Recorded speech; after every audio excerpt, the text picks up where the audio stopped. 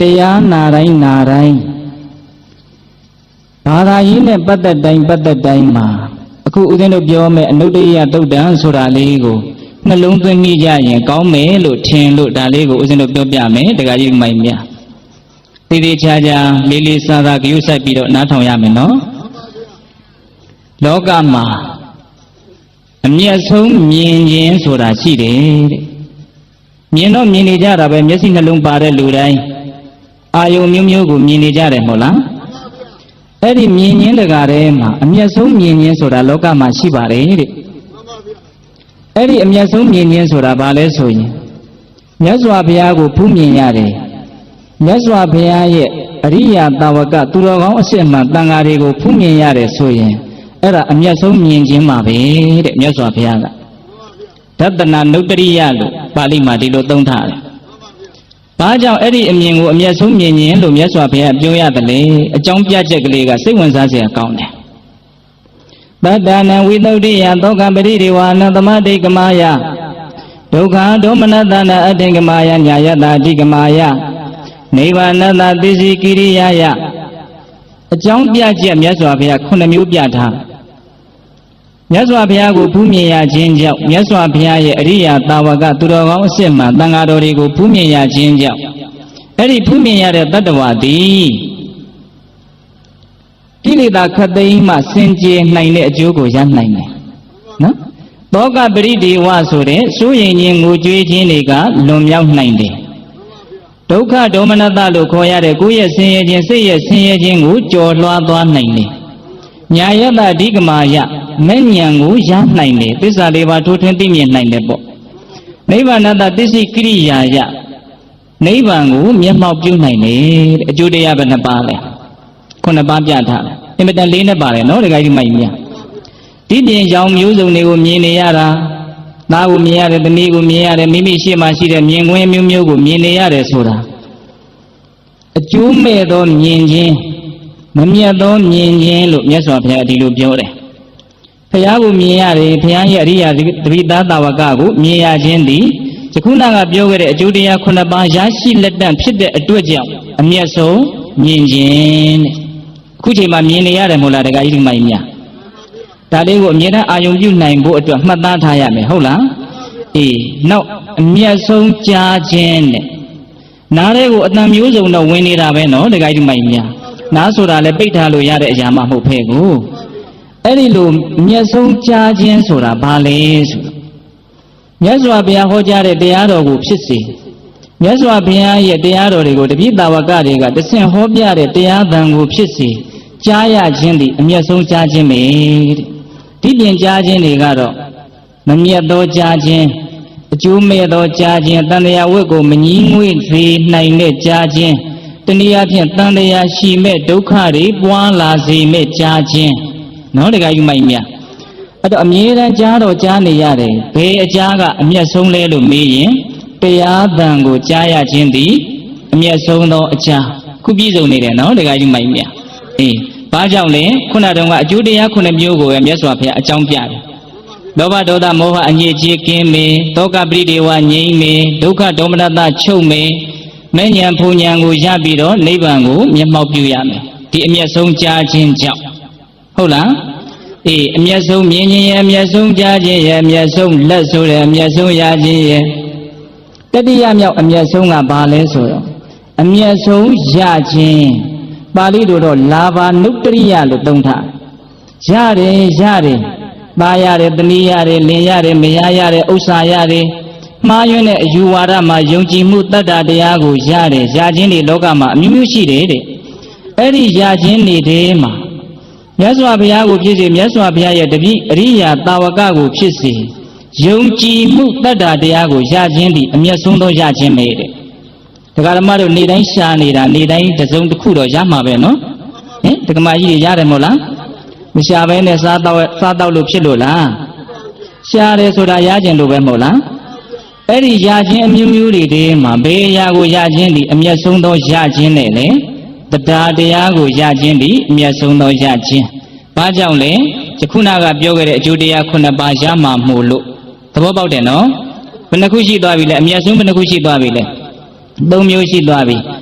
အမျက်ဆုံးမြင်ခြင်းရဲ့အမျက်ဆုံးကြားခြင်းရဲ့အမျက်ဆုံးကြားခြင်းရဲ့ဟုတ်လားအေးနောက်စရုဒ္ဓမြောက်ကပါလဲဆိုအမျက်ဆုံးသောသင်ယူမှု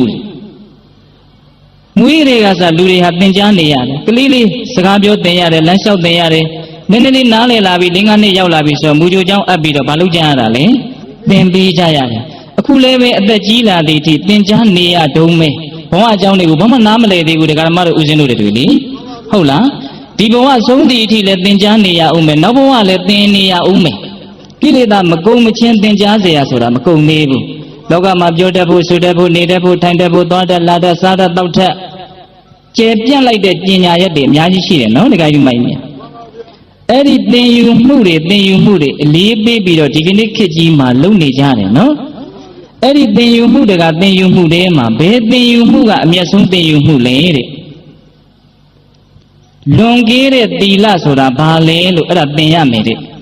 လွန်ကဲတဲ့သမာဓိဆိုတာဘာလဲလွန်ကဲတဲ့ပညာဆိုတာဘာလဲသီလသမာဓိပညာရဲ့အကြောင်းကိုကျင့်သုံးတတ်အောင်လေ့ကျင့်တတ်အောင်လိုက်နာတတ်အောင်သင်ယူခြင်းဒီအဲ့ဒါအမျက်ဆုံးသောသင်ကြားမှုတဲ့ခုပေးတဲ့တော့အဲ့ဒါလုပ်နေတာပေါ့ပေါ့တန်တန်ကိစ္စမဟုတ်ဘူးနော်အမျက်ဆုံးသောသင်ယူမှုကိုသင်ကြားနေတာဒီချိန်လေးကလေ၄ခုရှိသွားပြီဘာကြောင့်အမျက်ဆုံးလို့ပြောတယ်လဲခုနတုန်းကအကျိုးတရား9မျိုးရမှာမို့လို့ပြန်မကောက်တော့ဘူးနော်တရားထက်နေတယ်ပြောကြလိမ့်မယ်ဟုတ်လားအမျက်ဆုံးသင်ကြားမှုပြီးတော့မဆက်ပြောထားတော့ဆိုတော့မြတ်စွာဘုရားကအမျက်ဆုံးသောလှုပ်ကြွေးမှုဒါလေးကိုပြောချင်တာသားကိုလှုပ်ကြွေးရတာရှိတယ်သမီးကိုလှုပ်ကြွေးရတာရှိတယ်အိမ်နောက်တာဝန်ထမ်းပြီးတော့အမျိုးမျိုးသောဆက်ဆံရတွေအိမ်မှာခေါ်ထားပြီးတော့တချို့လှုပ်ကြွေးနေကြရတာတွေရှိတယ်မဟုတ်လားကိုစွမ်းကိုစားကိုထုတ်ပြီးတော့ကိုယ့်ရဲ့အစွမ်းအစနဲ့ငါတယောက်တည်းစားလို့မဖြစ်ဘူးငါနဲ့ပတ်သက်တာတွေကိုကြွေးဥမှဖြစ်မယ်ဆိုတာဒါကောင်းတဲ့အလုပ်ပါနော်တခါကြီးမိုင်များသို့တော့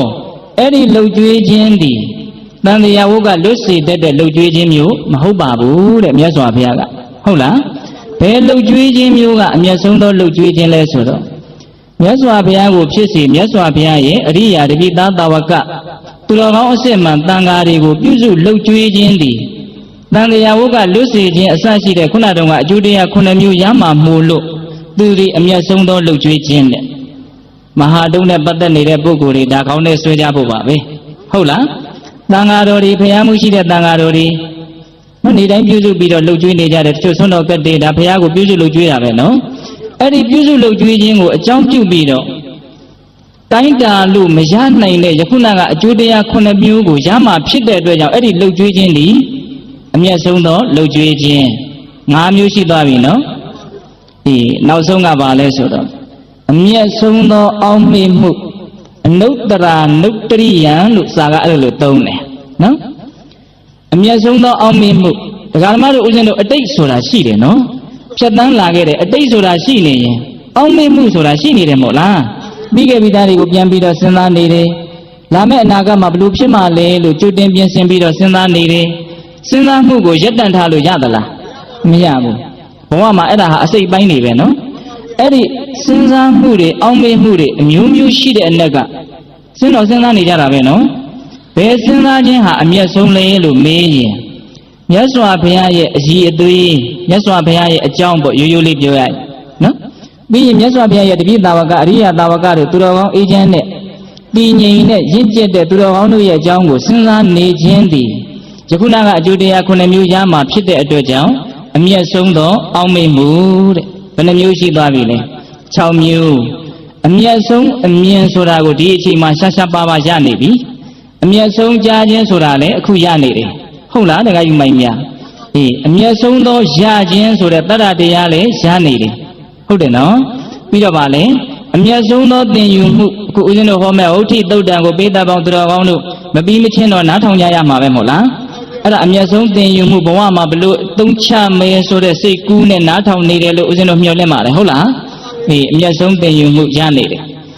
အမျက်ဆုံးပြုစုလှုပ်ကြွေးမှုပြုစုလှုပ်ကြွေးခဲ့ဘူးလားပြီဟုတ်လားအဲ့ဒါကိုဝမ်းမြောက်မှုပီတိဖြစ်ရမယ်နော်ပြီးတော့ဗာလဲအမျက်ဆုံးအောင်မေမှုဒီတရားလေးကိုပြီးရင်လည်းပဲမြတ်စွာဘုရားလေးသိချင်းတဲ့ကဘာတသိပါရမီဖြည့်ပြီးတော့အရင်ဒီအများကြီးပေးခဲ့ပြီးမှခဲရခဲစီရခဲ့တဲ့တရားတော်လို့တကယ်ကိုပဲမျက်နှိုးပြီးတော့ပိဋကပေါင်းသူတော်ကောင်းတို့ ပြန်ပြီးတော့အောင်းမေ့နိုင်ကြပါစေဟုတ်လားအဲ့ဒါဆိုရင်အကျိုးတရား9ပါးရပြီးတော့တန်တရားလက်ဆက်သိငြိမ်းတဲ့ပုဂ္ဂိုလ်တွေဖြစ်ကြလိမ့်မယ်ဒါတရားမနာခင်မှာဥစဉ်တို့ပိဋကပေါင်းသူတော်ကောင်းတို့ကိုဝမ်းသာစေဖို့ဒါလေးကိုစိတ်ထဲကပြောခြင်းစိတ်ပေါက်လာလို့ပြောလိုက်ပါတယ်ဟုတ်လားအေးအခုဆက်ပြီးတော့မလုပ်ကြမှာလဲအမျက်ဆုံးသောသင်ယူမှုဘာလဲသိက္ခာနုတ္တရိယံတဲ့အနုတ္တရိယံအမျက်ဆုံးသောသိက္ခာသင်ယူမှုအဲ့ဒါကိုနားလည်ဖို့လိုပါတယ်သင်တယ်ဆိုတာနားလည်မှကိစ္စပြီးတယ်မဟုတ်လားနားလည်တာကိုပဲအတိလို့ခေါ်တယ်မဟုတ်လားအဲ့ဒီအတိကိုပဲပညာလို့ပြောပြီးတော့အမျက်ဆုံးယရနာလို့မြတ်စွာဘုရားချီးမွမ်းခဲ့တယ်မဟုတ်လားအေးအခုအမျက်ဆုံးအရာကိုရအောင်အမျက်ဆုံးသောသင်ယူမှုကိုစကြမယ်နော်ဒီကိစ္စမိုက်မြတ်ဒီတရားဒေသနာတော်ကိုဘုရားရှင်ကိုတော်မြတ်သာဝိထိပြီမောဇေတဝန်ရွှေကျောင်းမှာကင်းအောင်မွေလျော့စံပေတော်မူစဉ်တခုသောညချမ်းကာလနတ်သားအုပ်စုတစုမြတ်စွာဘုရားရဲ့ထံတော်မှောက်ကိုရောက်လာကြရောက်လာပြီးတော့အဲ့ဒီတဲကအင်မတန်ကြံကောင်းတဲ့နတ်သားတစ်ယောက်ကထပြီးတော့မြတ်စွာဘုရားကိုမေးတယ်သူမေးတာလေးကနည်းနည်းလေးဦးဇင်းတို့လျှို့ဝှက်မှုရှိတယ်အဲ့ဒါလေးကိုမြတ်စွာဘုရားဖြေထားတာကိုပေးတတ်လို့ဒီနေ့ညနှလုံးသွင်းကြရမယ်နော်ကိဉ္တုဥပ္ပတတံတိထံကိဉ္တုနိပါတတံဝရံကိဉ္တုဘဝဇမာနာနံကိဉ္တုဘဝတတံဝရောဗန္ဒီဘုံတော်ကြည်တော်မူသောမြတ်စွာဘုရားဥပ္ပတတံထက်သို့တနေသောအရာတို့တွင်ကိဉ္တုအဘေယာတိတိထံမြတ်ဆုံးနေအထက်တက်နေတဲ့အရာတွေထဲမှာဘေးအရာအမျက်ဆုံးလေးတွေနံပါတ်1မေကွန်းဗန္ဒီဘုံတော်ကြည်တော်မူသောမြတ်စွာဘုရားနိပတတံအောက်သို့လျှော်ကြနေသောအရာတို့တွင်ကိဉ္တုအဘေယာတိဝရံဝရောအမျက်ဆုံးနေအောက်ကျနေတဲ့အရာတွေထဲမှာလည်းဘေးအရာအမျက်ဆုံးလေးတွေနံပါတ်2မေကွန်းကိဉ္တုဘဝဇမာနနံဘဝဇမာနနံခြေဖြင့်သွားတဲ့သောတတ္တဝါတို့တွင်ကိဉ္တုအဘေတတ္တဝါသည်တိထံမျက်ဆုံးနေတရွေ့ရွေ့သွားလာတတ်ကြတဲ့တတ္တဝါတွေကြားထဲမှာဘေတတ္တဝါသည်အမျက်ဆုံးလေးတွေနံပါတ်3မေကွန်းကိဉ္တုဘဝဇမာနနံကိဉ္တုဘဝတတံဝရောကိဉ္တုဘေတုသည်ဘဝတတံအမျက်ဆုံးသောစကားကိုပြောကြားတတ်သူတို့တွင်ကိဉ္တုအဘေတုသည်ဝရောအမျက်ဆုံးသည်အမျက်ဆုံးသောစကားကောင်းကိုပြောကြားတတ်သူတို့တွင်ဘယ်သူသည်အမျက်ဆုံးလဲတဲ့နံပါတ်4မေကွန်းဒီမေကွန်း4ခုကိုပိဋကပေါင်းသူတော်ကောင်းတို့ဘဝအတွက်အသုံးချမယ်ဆိုတဲ့စိတ်နဲ့အဖြေကိုနားဆွင့်ကြရမယ်နော်အထက်တက်နေတဲ့အရာထဲမှာဘယ်အရာအမျက်ဆုံးလဲအောက်ကျနေတဲ့အရာတွေမှာဘယ်အရာအမျက်ဆုံးလဲခြေဖြင့်သွားတတ်သောတတ္တဝါတို့တွင်ဘယ်တတ္တဝါအမျက်ဆုံးလဲ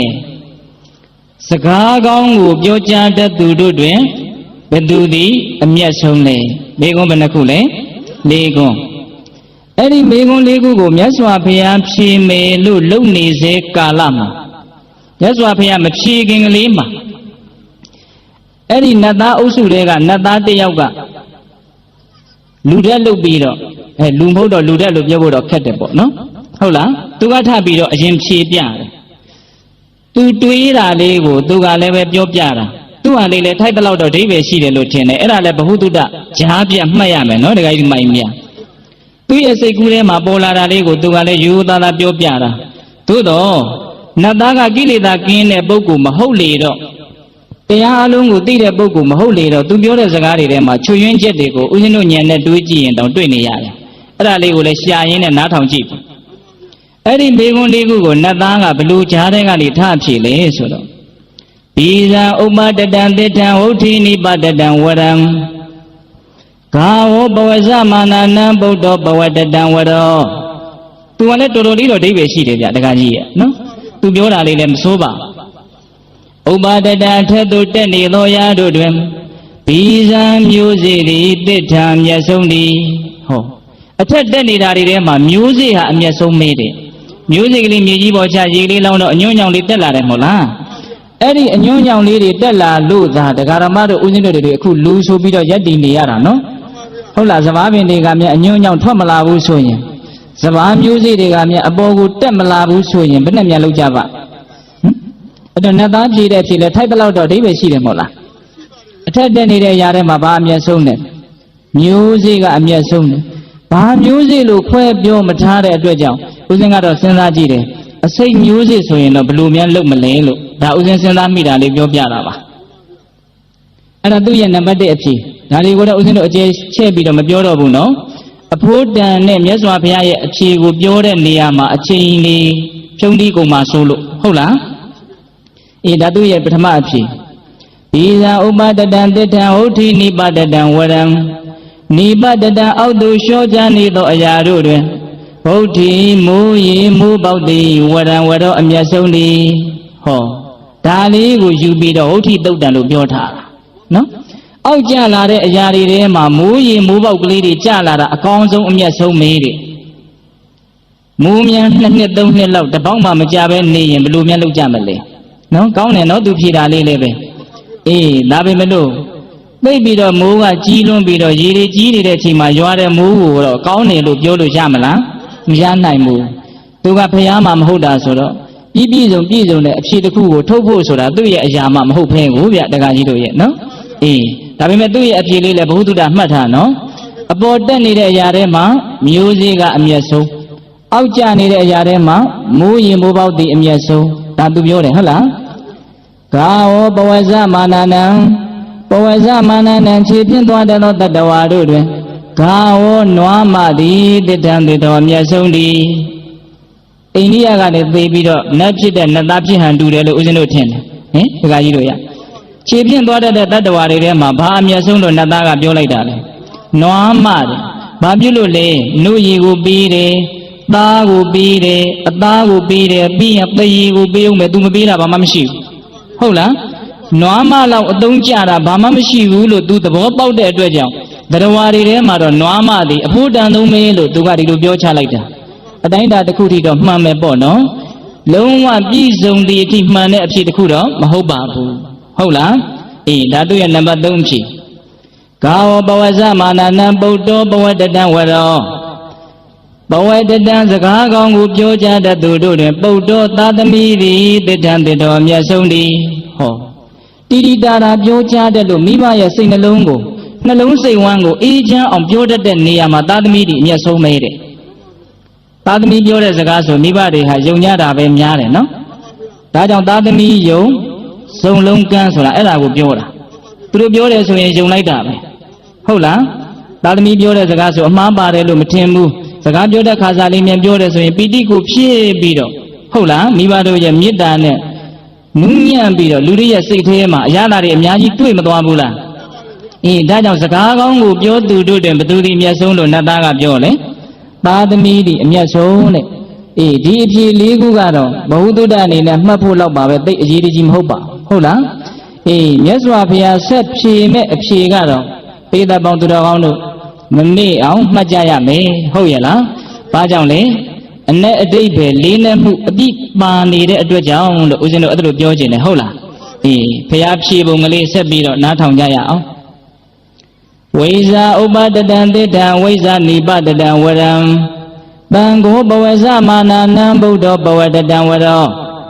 ဒေဝဗုဒ္ဓသိလို့ရင်းနဲ့မေးလျှောက်လာတဲ့ဥနတ္တဥပတတံထက်သို့တနေသောယာတို့တွင်ဝိဇာအတိညာပညာသည်တိထံတိထောအမျက်ဆုံးသည်ကောင်းလိုက်တဲ့အဖြေဗျအထက်တက်နေတာတွေထဲမှာတနည်းအားဖြင့်တိုးတက်နေတာတွေထဲမှာများပြားနေတာတွေထဲမှာဘယ်အရာတိုးတက်ခြင်းသည်အမျက်ဆုံးသောတိုးတက်ခြင်းနဲ့လဲအတိညာတိုးတက်ခြင်းသည်အမျက်ဆုံးသောတိုးတက်ခြင်းပဲကျန်တာတွေတိုးတက်တာဟာအတိညာတိုးတက်ခြင်းကိုဘယ်လို့မှလိုက်လို့မမိပါဘူးမြတ်စွာဘုရားရဲ့အဖြစ်ဘယ်လို့မှစောရကတက်လို့မရအောင်ဘာအကြားပေါက်မှမရှိဘူးနော်ဒကာကြီးမိုင်မြလုံးဝပြည့်စုံတယ်လောကမှာအတိညာသည်သာလည်းအခရာအကြဆုံးနဲ့အဓိကအကြဆုံးပဲဟုတ်လားဒကာကြီးမိုင်မြအတိညာမြင်ရင်လူရဲ့ဘဝဟာမြင့်လာတာပဲလူတယောက်ရဲ့ဘဝအနှိမ့်အမြင့်ဆိုတာအတိညာပေါ်မှာမူတည်တယ်အတိညာနှိမ့်ရင်ဘဝနှိမ့်တယ်ပစ္စည်းဥစ္စာဘလောက်ပဲပေါ်ပေါ်ဂုဏ်ပကသနာဘလောက်ပဲရှိဘဝဘေးအကျိုးဘေးကြောင့်လေအတိညာနှိမ့်နေတယ်ဆိုရင်ဒီလူရဲ့ဘဝဟာနှိမ့်နေတယ်လို့ပြောရမယ်မျက်စိလည်းကောင်းတယ်နားလည်းကောင်းတယ်အကုန်ကောင်းတယ်ဒါပေမဲ့စိတ်ဖောက်နေတယ်ဆိုရင်ဘယ်လိုများဝေဖန်ကြမလဲအဲ့ဒီလူရဲ့ဘဝကိုဘယ်လောက်တန်ဖိုးရှိတဲ့ဘဝလို့ပြောနိုင်မှာလဲအေးဘာချွတ်ရင်းသွားတာလဲအတိညာလူစင်မမိတာနော်ဒကာကြီးမိုင်မြ ဒါကြောင့်အသိဉာဏ်အနေအမြင့်ကိုကြည့်ပြီးတော့လူတယောက်ရဲ့ဘဝအနေအမြင့်ကိုအကဲဖြတ်ရမယ်မဟုတ်လားအေးဒါကြောင့်ဒီမှာမြတ်စွာဘုရားပြောထားတယ်တိုးတက်နေတာတွေမှာပစ္စည်းဥစ္စာတွေတိုးတက်တာဒီခေတ်အင်မတန်ပေါ်တယ်နော်ဒကာကြီးမိုင်များသိပြီးတော့လဲစမ်းကြပါတယ်လိုက်လို့မမီနိုင်တော့အောင်သိပြီးတော့မလိုဘူးလို့တောင်ထင်ရလောက်အောင်နော်ဦးဇင်းတို့စိတ်ထဲတစ်ခါတော့အဲ့လိုတောင်ထင်တယ်တချို့ຢာတွေသိမလိုတော့ပါဘူးပိုးနေပါပြီဟုတ်လားပစ္စည်းတွေကများလိုက်တာတချို့ဟာတွေကဒါတွေနောက်လိုက်ရင်းနေပဲလူတွေရဲ့ဂုဏ်သိက္ခာတွေလူတွေရဲ့အကျင့်တွေလူတွေရဲ့စိတ်ဓာတ်တွေဟာမြင့်တဲ့ပစ္စည်းတွေရဲ့နောက်ကိုလိုက်ရင်းနဲ့နှိမ့်သွားတယ်လို့ဦးဇင်းတို့ထင်တယ်ဟင်ဒကာကြီးဒီမိုင်မြလက်ခံလာအဲ့ဒါကိုလူချင်းတူအောင်အိမ်ချင်းတူအောင်သုံးနိုင်ရေးဆွဲနိုင်ရေးကြောင့်ဟောပစ္စည်းရဲ့လွှမ်းမိုးမှုလူပေါ်မှာအများကြီးရှိတယ်နော်အေးအဲ့ဒီတိုးတက်နေတဲ့ခေတ်ကြီးထဲမှာဘယ်ရာတိုးတက်ခြင်းဒီအမျက်ဆုံးသောတိုးတက်ခြင်းနဲ့လဲအသိဉာဏ်တိုးတက်ခြင်းဒီအမျက်ဆုံးတိုးတက်ခြင်း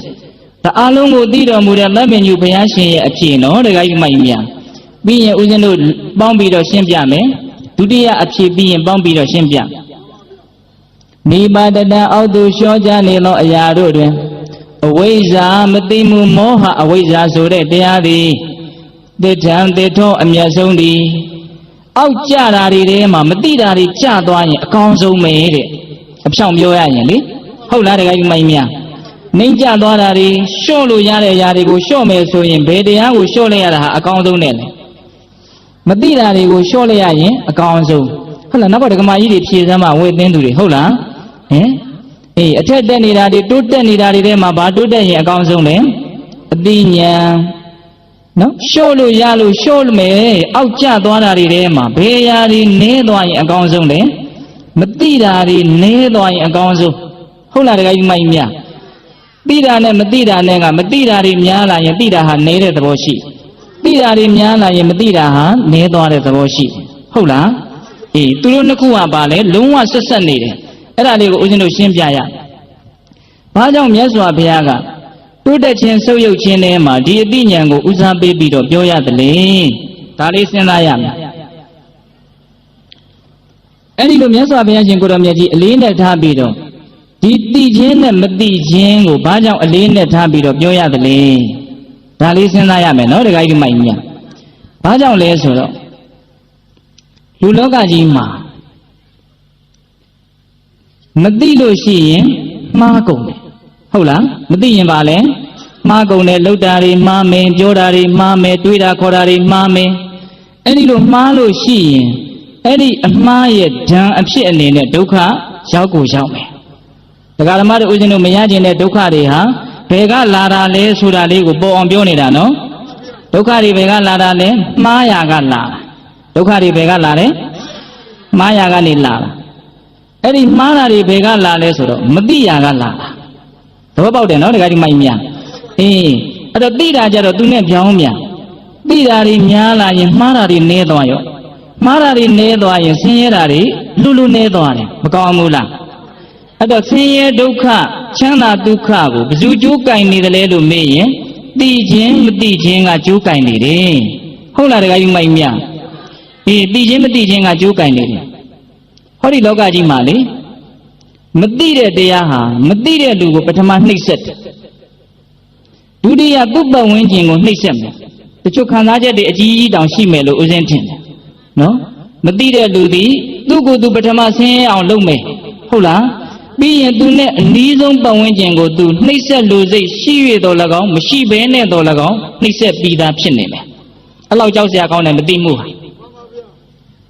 သူကိုယ်သူနှိပ်စက်ရုံနဲ့အားမရသေးဘူးပတ်ဝန်းကျင်ကိုဘာလုပ်မလဲနှိပ်စက်မယ်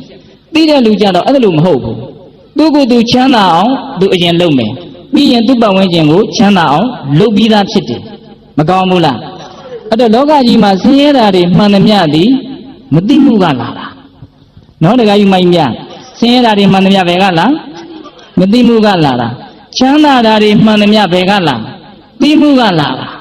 နော်မသိတာများအင်မတန်ကြောက်စရာကောင်းတယ်ဒါလောကီလိုလဲလူငယ်တွေစဉ်းစားကြည့်ပါနော်သိဖို့ဘလောက်အရေးကြီးသလဲစားတတ်တောက်တတ်ဖို့မလိုဘူးလားသွားတတ်လာတတ်ဖို့မလိုဘူးလားပြောတတ်ဆိုတတ်ဖို့မလိုဘူးလားအေးမစားတတ်မတောက်တတ်တော့ဒုက္ခရောက်တယ်ကိုဒုက္ခရောက်ရင်ကိုဘေးကလူကဒုက္ခမရောက်ပေဘူးလားအေးမသွားတတ်မလာတတ်မပြောတတ်မဆိုတတ်ဟောစကားတခွန်းပြောရနေလို့တမိသားစုလုံးဝိုင်းဖြည့်ရှင်းရတာတွေမကြုံဘူးလား ဒီလူတယောက်အတိနဲလိုက်တာနဲ့သူတွေမကပဲသူ့ပတ်ဝန်းကျင်မှာဘာဖြစ်ကုန်လဲဒုက္ခတွေအများကြီးရောက်ကုန်တယ်အဲ့တော့မသိမှုရဲ့ခွင်းဆက်ဟာကြောက်စရာကောင်းတယ်နော်မသိရင်မသိသလောက်သူ့ဘဝကိုသူဖြည့်ဆည်းမယ်ပြီးရင်သူ့အနည်းဆုံးပတ်ဝန်းကျင်ကိုဆင်းရဲစေမယ်ဒါထပ်ပြောတယ်နော်ဦးဇင်းကဟုတ်လားဒါကြောင့်မသိတာများကြောက်စရာမကောင်းဘူးလားကောင်းတယ်ဦးဇင်းတို့ဇတ်တော်ထဲမှာတွေ့ရတယ်အဲ့ဒီလောက်အားတဲ့လူရှိမှရှိပါမလားမသိတဲ့လူရှိမှရှိပါမလားလို့စဉ်းစားရလောက်အောင်ပေါ့အမေဖြစ်တဲ့လူကရှေ့ကနေပြီးတော့ဆံပြားနေတယ်သမီးလုပ်တဲ့လူကနောက်ကနေမောင်းထောင်းတယ်ဒီမှာတော့မောင်းတို့ဆံပြားတာတို့ဆိုတာကရှိမှာမဟုတ်ဘူးနော်တခါကြီးတို့ဟုတ်လားအဲ့လိုမောင်းထောင်းရင်းနဲ့သမီးကရှေ့ကဆံပြားနေတဲ့အမေကိုလှမ်းကြည့်တယ်မောင်းကလေးနားတော့လှမ်းကြည့်တော့ဘာဖြစ်တုံးဆိုတော့အမေရဲ့နှစ်ဖူးမှာရှင်ကကိုက်နေတာမေကဆံပြားနေတာဆိုတော့မသိဘူးမသိတော့သမီးဖြစ်တဲ့လူကအမေကိုကိုက်ရကောင်းလားဆိုတော့ဒီချင်းကိုစိတ်တူတယ်ဟုတ်လားစိတ်တူတယ်အဲ့တော့ဘာထလို့တုံးဆိုတော့အနာနာမှာရှိတဲ့မောင်းချောင်းနဲ့အဲ့ဒီချင်းကိုအားရှိအားကုန်ရိုက်ချလိုက်တယ်တဲ့ဟုတ်လားအဲ့ဒီတော့ချင်းဘာဖြစ်သွားလဲချင်းသေးသွားတယ်လူရောဘယ်လိုနေမလဲစဉ်းစားကြည့်ပေါ့ဟုတ်လားတခါကြီးမိုက်မယ်အဲ့ဒါဇတ်တော်ထဲမှာတွေ့ရတယ်ဒါကြောင့်ဒီခေတ်ကြီးမှာအဲ့လောက်အားတဲ့လူတော့မရှိဘူးပေါ့သို့တော်လည်းပဲချင်းကိုရိုက်မယ်ဆိုပြီးတော့အမေကိုရိုက်တယ်လို့မျိုး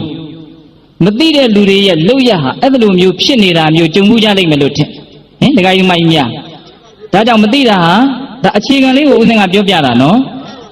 သိတာကြတော့ပြောင်းပြန်သူကသိမှုကြတော့သူကပြောင်းပြန်နော်သူကိုယ်တိုင်လည်းနားလေတယ်သိချင်းရဲ့ရတာကိုခံစားလို့ရတယ်သူ့ရဲ့ပတ်ဝန်းကျင်ကိုသူဟာကဲတင်ပြီးသားလည်းဖြစ်တယ်အင်မတန်ကောင်းတယ်ဦးဇင်းတို့ဘုရားအလောင်းလေဒီနေ့ဇလန်လေးအတူလေးပြောပြမယ်ဘုရားအလောင်းတစ်ခုသောဘဝမှာတပည့်တွေနဲ့ကုံတွေသွားရင်းနဲ့တောအုပ်တစ်ခုတည်းကိုရောက်တယ်ရောက်တော့သူတို့လှဲတွေပါတွေချွတ်ပြီးတော့နားကြတာပေါ့အဲ့ဒါလို့နားရင်းနဲ့ဘုရားလောင်းကပြောတာဟေးတိုးထဲမှာငါ့ကိုမပြောဘဲနဲ့ဘာသီးမှမစားနဲ့ဘာရွက်မှမင်းတို့မစားကြနဲ့ဒီလိုမှားထားတယ်ဘုရားလောင်းကဒါပေမဲ့လို့ဘုရားလောင်းမသိအောင်သူ့ရဲ့တပည့်တွေကအဲ့ဒီတရက်ပင်ကတရက်သီးမဲ့မဲ့ဝင်းဝင်းတွေကိုဆွတ်ပြီးတော့စားတယ်စားလဲပြီးတော့အဲ့ဒီလူတွေအကုန်လုံးလဲတယ်အဲ့ဒီတော့မှဘုရားလောင်းကသိတော့ဟာမင်းတို့ဘာလို့စားတော့အဲ့ဒါနဲ့အဲ့ဒီတရက်ပင်ကိုကြည့်ပြီးတော့ဘုရားလောင်းကနောက်လူတွေတယောက်မှမစားကြနဲ့အရင်စားမိတဲ့လူကိုဆေးရင်တိုက်တယောက်မှအပြည့်အစည်းမရှိအောင်ဟုတ်လားလုပ်ပြီးတော့ဒါတရက်ပင်မဟုတ်ဘူးဟာတရက်သီးသီးနေတာဝါဝင်းနေတာအနက်ကလည်းတရက်သီးအရသာပဲအရသာကလည်းတရက်သီးအရသာအနက်ကလည်းတရက်သီးအနက်ပဲဘာကြောင့်တရက်သီးမဟုတ်တယ်လဲအဲ့ဒီမှာဘုရားလောင်းကမင်းတို့တည်တည်ချာချာကြည့်ဟောဒီနာမှာရွာရှိတယ်တဲ့ရွာနဲ့မနီးမဝေးပဲပြီးတော့ဒီတရက်ပင်ဟာတိတ်ပြီးတော့အတက်ခက်တဲ့တရက်ပင်လည်းမဟုတ်ဘူးနိမ့်နိမ့်ကလေးတီးနေတာလဲဝါဝင်းနေအောင်တီးနေတယ်အဲ့ဒါဒီမှာဒီနားမှာရွာရှိရတဲ့နဲ့ဒီတရက်တီးဒီလိုရှိနေတာဟာမစားကောင်းလို့လူတွေလာပြီးတော့မစွတ်တာပေါ့ဟောသူ့ရဲ့စဉ်းစားမှုလေးနော်ဒကာကြီးတို့မကြီးများရွာနီးနေတယ်ပြီးတော့တရက်ပင်ကအတက်ခက်လို့ဟာတက်မရလို့ဆိုရင်လည်းအဲ့လိုမဟုတ်ဘူးနိမ့်နိမ့်ကလေးတီးနေတာအဲ့ဒီတော့ဧကန္တဒီရွာကလူတွေဟာဒီအတီးဟာအစိတ်သီးဖြစ်ရတဲ့စွတ်လည်းမစွတ်ဘူးသူတို့လည်းမစားဘူးဆိုတော့ဒါထောင်ချောက်တစ်ခုဖြစ်နိုင်တယ်ဘုရားလောင်းစဉ်းစားတာနော်တခါကြီးမိုက်မြအဲ့ဒါထင်တဲ့အတိုင်းပဲခဏနေတော့ရွာသားတွေအကုန်လုံးရောက်လာကြတယ်ဘာလို့ရောက်လာတော့ဆိုဒီလူတွေသေးပြီးထင်လို့ပစ္စည်းတွေယူရအောင်လို့လာကြတာဟုတ်လားသူတို့ကဒီအစိတ်ပင်ကိုထောင်ချောက်ထားတာထောင်ချောက်ထားပြီးတော့ဒီနားရက်တဲ့ကုံတွေတွေဒါကိုဘူးမသိပါမသိတချို့လဲအုပ်စုသေးသေးလေးတွေတချို့လဲပဲခရီးသွားလေးတွေစပြီးတော့လဲသူတို့ပါတဲ့ပစ္စည်းလေးယူမသားလောင်းမြုပ်ပြီးတော့သူတို့ကအဲ့ဒီနီးနဲ့အဲ့ဒီရွာကတွက်ချီကိုက်နေတာအဲ့ဒီမှာဘုရားလောင်းကနံပါတ်1ရွာနဲ့နီးတယ်ဒီတရတိရှိနေတယ်နံပါတ်2အတက်မခတ်ဘူးဒီလောက်စားရကောင်းတဲ့တရတိဟာဒီနီးနီးလေးနေရာမှာရှိနေတာဒီဒါထူးခြားမှုပဲသူ့ရဲ့စဉ်းစားမှုမကောင်းဘူးလားတခါကြီးမိုက်မြကောင်းတယ်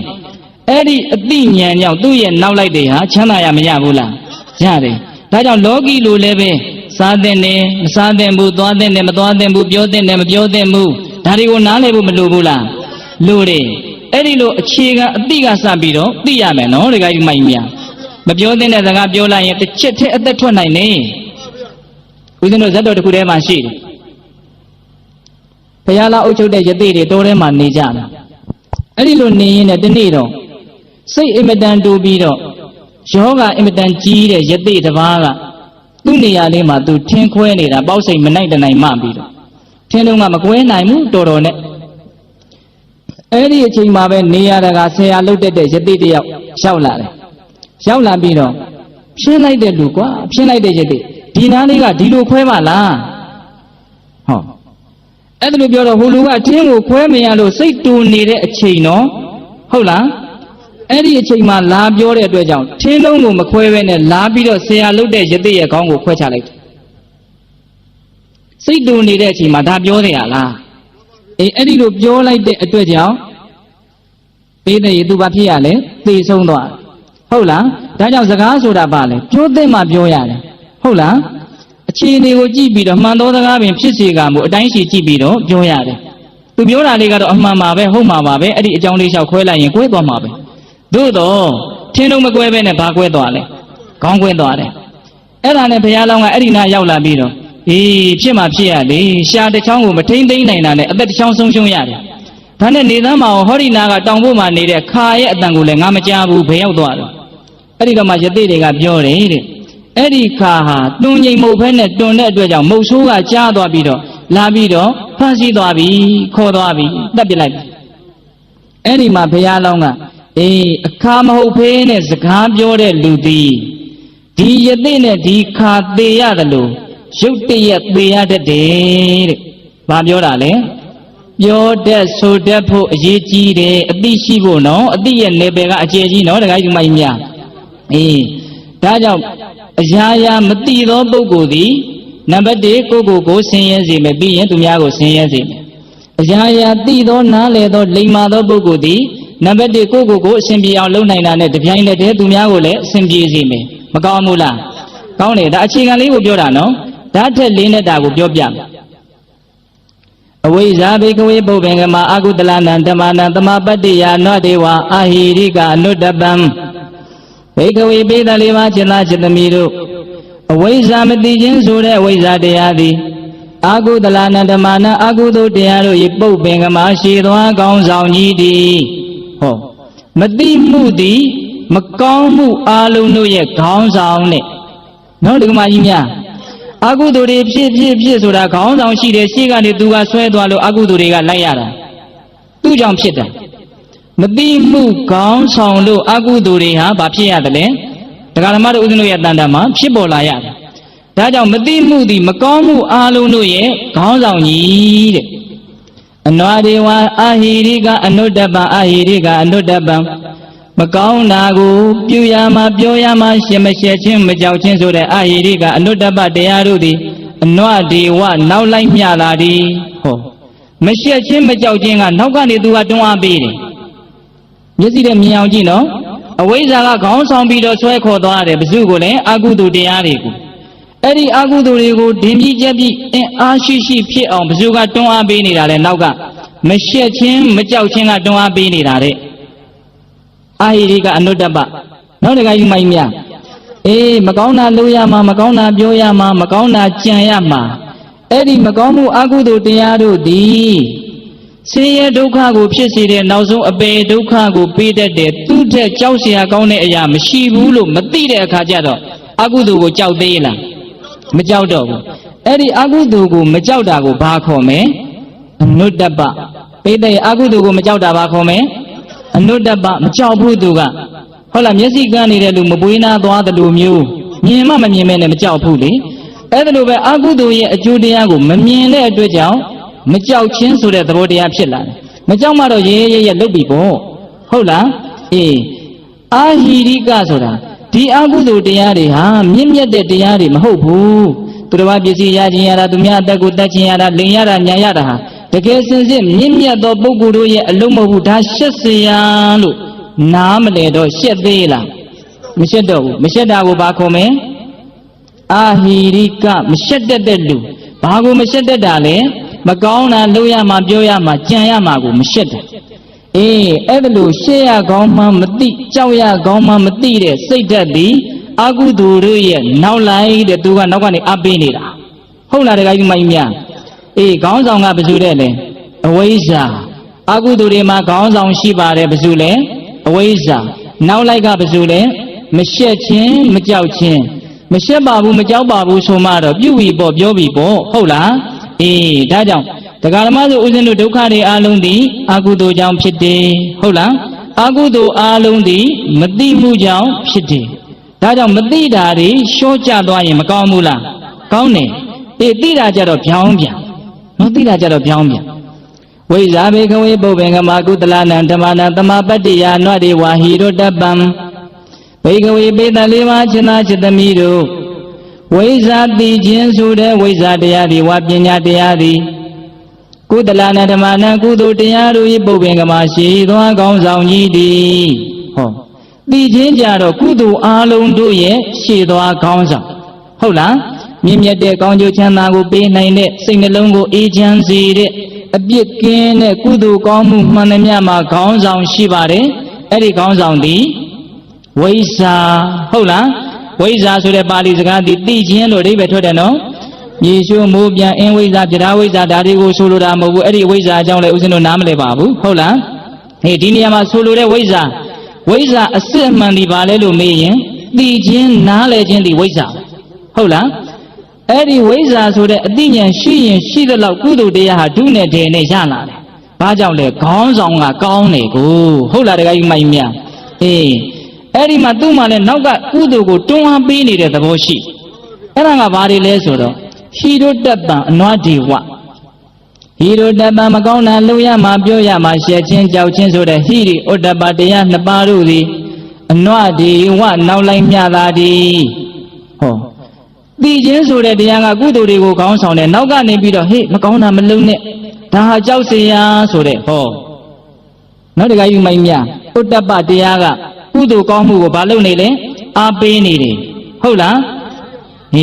ဟေ့မကောင်းတာမလုပ်နဲ့ဒါရှက်စရာလူမြတ်တို့ရဲ့အလုပ်မဟုတ်ဘူးလို့ရှက်တက်တဲ့သဘောနောက်တခါယူမိုင်းမြအဲ့ဒီရှက်တက်တဲ့သဘောဒီကုသိုလ်ကောင်းမှုကိုဘာလုပ်နေလဲအားပေးနေတဲ့နောက်ကလိုက်ပြီးတော့နော်အဲ့တော့သူတို့အရေးမကြီးဘူးလားဒီခေတ်ကြီးမှာအဲ့ဒါဥစဉ်ကတအားကြီးလိုတယ်လို့ထင်တယ်နော်အရှက်အကြောက်အင်မတန်နဲလာကြပြီဟုတ်လားအေးမရှက်ဘူးမကြောက်ဘူးတော့မဟုတ်ဘူးဘယ်နေရာရှက်နေတုံးဆိုတော့မရှက်တဲ့နေရာရှက်တယ်မကြောက်တဲ့နေရာကြောက်တယ်လေးစီတာရေလေးစံဒီလေးစီတာလေးနရေလေးစီတာရေနလေးစရီမိစ္ဆာဒိဋ္ဌိသမာဒါနတတ္တကိစ္ဆန္တိဒုက္ခတိမရှက်တဲ့နေရာရှက်နေရင်တဲ့အဲ့ဒါအယူဆမှားတဲ့အတွက်ကြောင့်မကောင်းတဲ့ဘဝတောင်ရောက်နိုင်တယ်တဲ့နော်လူတွေဟာလေဘယ်နေရာမှာရှက်တယ်ထင်တယ်လူချင်းတူအောင်မဝေးရမှာဆိုရင်ရှက်တယ်မဟုတ်လားအဲ့ဒါကရှက်တဲ့ကိစ္စလားကိုယ်ပမာဏကိုကြည့်ပြီးတော့ဝေးရမှာပဲမဟုတ်လားကိုကနည်းနည်းလေး1000တန်လောက်ဝတ်နိုင်တဲ့အနေအထားကနေ1000တောင်လောက်ဝတ်တယ်ဆိုရင်အဲ့ဒါကမှမတန်ရလို့တဲ့အတွက်ကြောင့်ရှက်เสียဟုတ်လားတို့တော့လူတွေရဲ့ရှက်တာကလွဲနေတဲ့သဘောကမရှိဘူးလားအဲ့ဒါလိုပဲတရားဓမ္မတို့ဉာဏ်ရှိပါတယ်နော်လောကမှာနေကြထိုင်ကြတာတွေကိုမျက်လုံးကျဲကျဲနဲ့ကြည်ကြည်စမ်းပါလူတွေဟာမရှက်တဲ့နေရာမှာရှက်နေတဲ့အတွက်ကြောင့်မလှုပ်တဲ့နာတွေကိုလှုပ်တယ်မသွားတဲ့နေရာသွားတယ်မပြောတဲ့နာပြောတယ်မနေတဲ့နာတွေနေနေတယ်ဒါကြောင့်လူတွေဟာဆင်းရဲတဲ့နာတွေပို့ပြီးတော့ဆင်းရဲနေတယ်လို့ထင်တယ်ဟုတ်လားတခါကြီးမိုက်မြဒါကြောင့်ရှက်တဲ့ကြောက်တဲ့ကိစ္စဒီဘာလဲလို့မေးရင်မကောင်းမှုဒီတာနဲ့ရှက်တဲ့ကြောက်တဲ့ကိစ္စဘာကြောင့်လဲလူမြတ်တို့ရဲ့အလုံးမဟုတ်လို့ရှေ့ရမယ်နော်အမျိုးကောင်းသမီးဒီတိတ္တဇာမတွေရှိတဲ့လမ်းကိုမသွားရဲသလိုမျိုးတဲ့စာကအဲ့ဒါလိုသုံးတယ်နော်မကောင်းတာလုပ်ရမှာကြောက်ရမယ်တန်တွေကဲမီးရဲရဲကိုရင်ကောင်းမနာရဲသလိုမျိုးတဲ့သိကောင်းတဲ့ဥပမာတွေပဲနော်အဲ့ဒီအရှက်အကြောက်တရားတွေရှိလာပြီဆိုရင်ကောင်းမှုဟာဘာဖြစ်လာလဲအားရှိလာတယ်ခေါင်းဆောင်ကဘာဆိုလဲသိခြင်းဆိုတဲ့ဝိဇ္ဇာနော်ဒါကြောင့်ဆင်းရဲဒုက္ခအလုံးသည်အကုသိုလ်ကြောင့်ဖြစ်တယ်အကုသိုလ်ကိုအဝိဇ္ဇာခေါင်းဆောင်ဟုတ်လား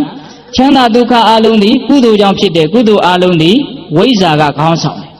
ဒါကြောင့်သိတာတွေတက်လာလေလေဘဝဟာမြင့်လာလေလေမသိတာတွေနှိမ့်သွားလေလေဘဝဟာအကြီးအသေးမြင့်လာလေလေတခါကြီးကတရားထောက်နေတာကတခါကြီးပေးချာနားထောင်နော်ဦးသိန်းကတော့ဟုတ်လားတေးသေးချာချာစစ်စစ်ဆက်ဆက်ပြောနေတာဟုတ်လားမသိတာတွေနှိမ့်သွားလေလေဘဝဟာမြင့်သွားလေလေမသိတာတွေနှိမ့်ရင်ဘဝနှိမ့်ရရင်ခဲ့ရကြီးရဲ့ဗျာမကြိုးစားပန်းသားပြောနေတာဦးစင်ကဟုတ်လားဒကမာကြီးတွေဒါကြောင့်မသိတာတွေနှိမ့်သွားလေလေဘဝဟာအကြီးအသေးမြင့်လာလေလေသိတာတွေမြင့်လာလေလေဘဝသည်အကြီးအသေးအကြီးအသေးမြင့်သွားလေလေဟုတ်လားဒါကြောင့်အရေးမကြီးဘူးလားအရေးကြီးတယ်ဒါကြောင့်ဘဝမှာဘာအရေးကြီးဆုံးလို့လဲမေးလို့ရှိရင်သိဖို့အင်မတန်အရေးကြီးတယ်ဆိုကြပါစို့ သူတော်ကောင်းကြီးတွေရဲ့အတိနဲ့တရားဓမ္မတို့ဦးဇင်းတို့ရဲ့အတိနဲ့တူနိုင်မလားတရားဓမ္မတို့ရဲ့အတိနဲ့တရားဓမ္မတို့ရဲ့ငယ်သေးတဲ့သားသမီးတွေရဲ့အတိနဲ့တူနိုင်လားမတူနိုင်ဘူးမကွာခြားဘူးလားမြင်နိုင်တယ်နော်အေးဆိုကြပါစို့လူငယ်လူရွယ်တွေသားသမီးအငယ်လေးတွေကဟုတ်လားသူတို့ပုံတော်ကြောနေကြတယ်ထိုင်ကြတယ်ရှေ့ရေးနောက်ရေးမတွေးမထောက်ဘာမှအမျှော်အမြင်မရှိဘဲနဲ့နေတယ်ဆိုရင်ငါနင်တို့ရေးတွေးပြီးတော့ရင်လေးလာတယ်ဟဲ့လို့မိဘတွေမပြောဘူးလားဒကမာကြီးတွေပြောဘူးလားပြောဘူးတယ်အဲ့ဒါသူတို့အသိဉာဏ်နဲ့ဒကမာကြီးတို့အသိဉာဏ်နဲ့မတူလို့ပြောရတယ်မဟုတ်လား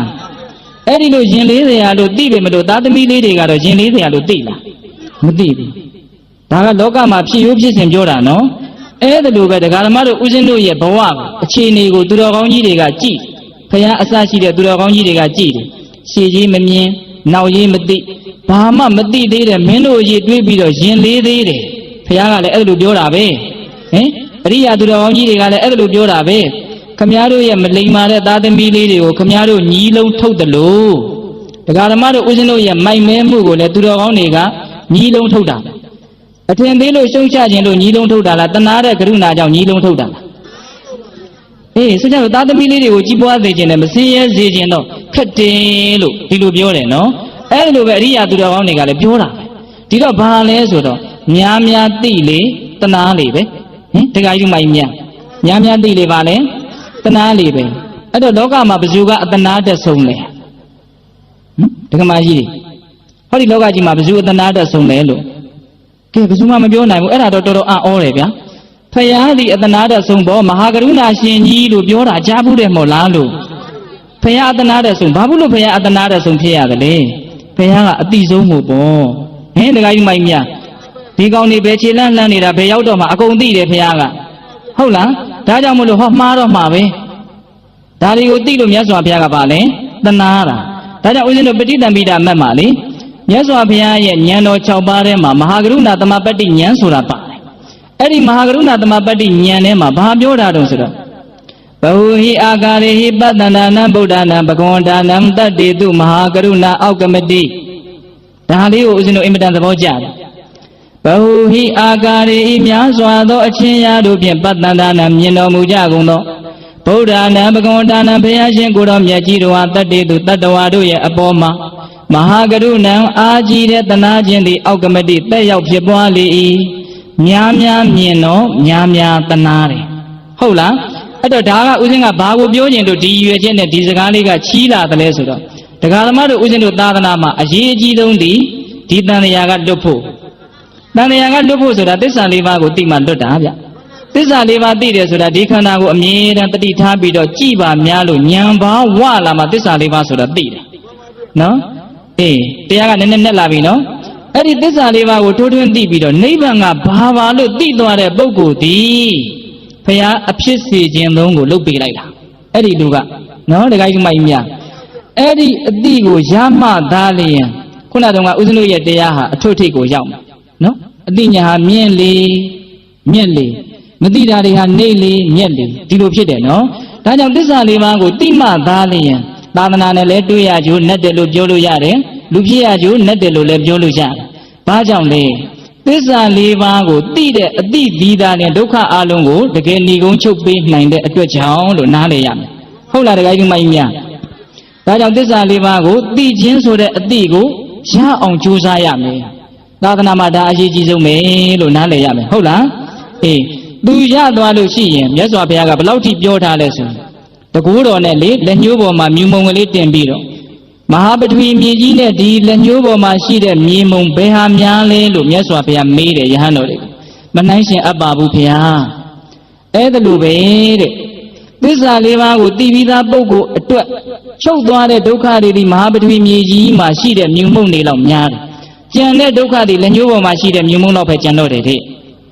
ဒကာဓမ္မတို့ဦးဇင်းတို့ရဲ့ဒုက္ခကြတော့အဲ့ဒါလိုတိုင်းတာလို့မရသေးဘူးဟုတ်လားဒါကြောင့်သိခြင်းဒီဒုက္ခအလုံးကိုချုပ်စေနိုင်တဲ့အတွက်ကြောင့်မြင့်လာလေကောင်းလေဒါကြောင့်အတိညာဏ်ကိုကြီးထွားဖို့အတွက်မရှားဖွေသင့်ဘူးလားရှားဖွေသင့်တယ်အတိညာဏ်ကြီးထွားဖို့အတွက်ဦးဇင်းတို့ထင်တယ်အဓိကကြတဲ့အရာဒီဆန္ဒပဲလို့ထင်တယ်နော်လူချင်းတဲ့စိတ်ပြင်းပြင်းထန်ထန်ရှိရမယ်ဦးဇင်းတစ်ခုပြောပြမယ်ဆိုခရတီဆိုပြီးတော့လေဦးဇင်းတို့အနောက်မှာဟိုးရှေးတုန်းကပေါ်ခဲ့တဲ့ပညာရှိကြီးလူတိုင်းကြားဘူးတယ်နော် အဲ့ဒီပညာရှိကြီးတွေကိုလေလူငယ်လေးတယောက်ကဆရာကြီးပညာရှိတယ်လို့ကြားရတယ်ကျွန်တော်လည်းပညာရှိအမြဲတမ်းဖြစ်ချင်ပါတယ်ဒါကြောင့်ပညာရှိတယောက်ဖြစ်အောင်ဘယ်လိုလုပ်ရမလဲလို့လာမေးတာအဲ့ဒီအဖြေလေးကိုဦးဇင်းတို့သဘောကျလို့ပြောပြမယ်အဲ့တော့ဆိုကရိတိကအဲ့ဒီကလေးကိုပင်လယ်ကမ်းစပ်မှာသူကနေတာဆိုတော့အဲ့ဒီကလေးကိုပင်လယ်ထဲခေါ်သွားပင်လယ်ထဲတဖြည်းဖြည်းနဲ့ဆင်းသွားတယ်ဒူးကောင်းပေါင်းတဖြည်းဖြည်းနဲ့ဟလာခါဝမ်းပိုက်လေပင်လောက်လဲရေရောက်ပြီဆိုတော့အဲ့ဒီကလေးကိုဆိုကရိတိကလူကြီးဆိုတော့အတင်းနှစ်တက်တယ်နှစ်တက်တော့ကလေးကဝူဝါနဲ့မွန်း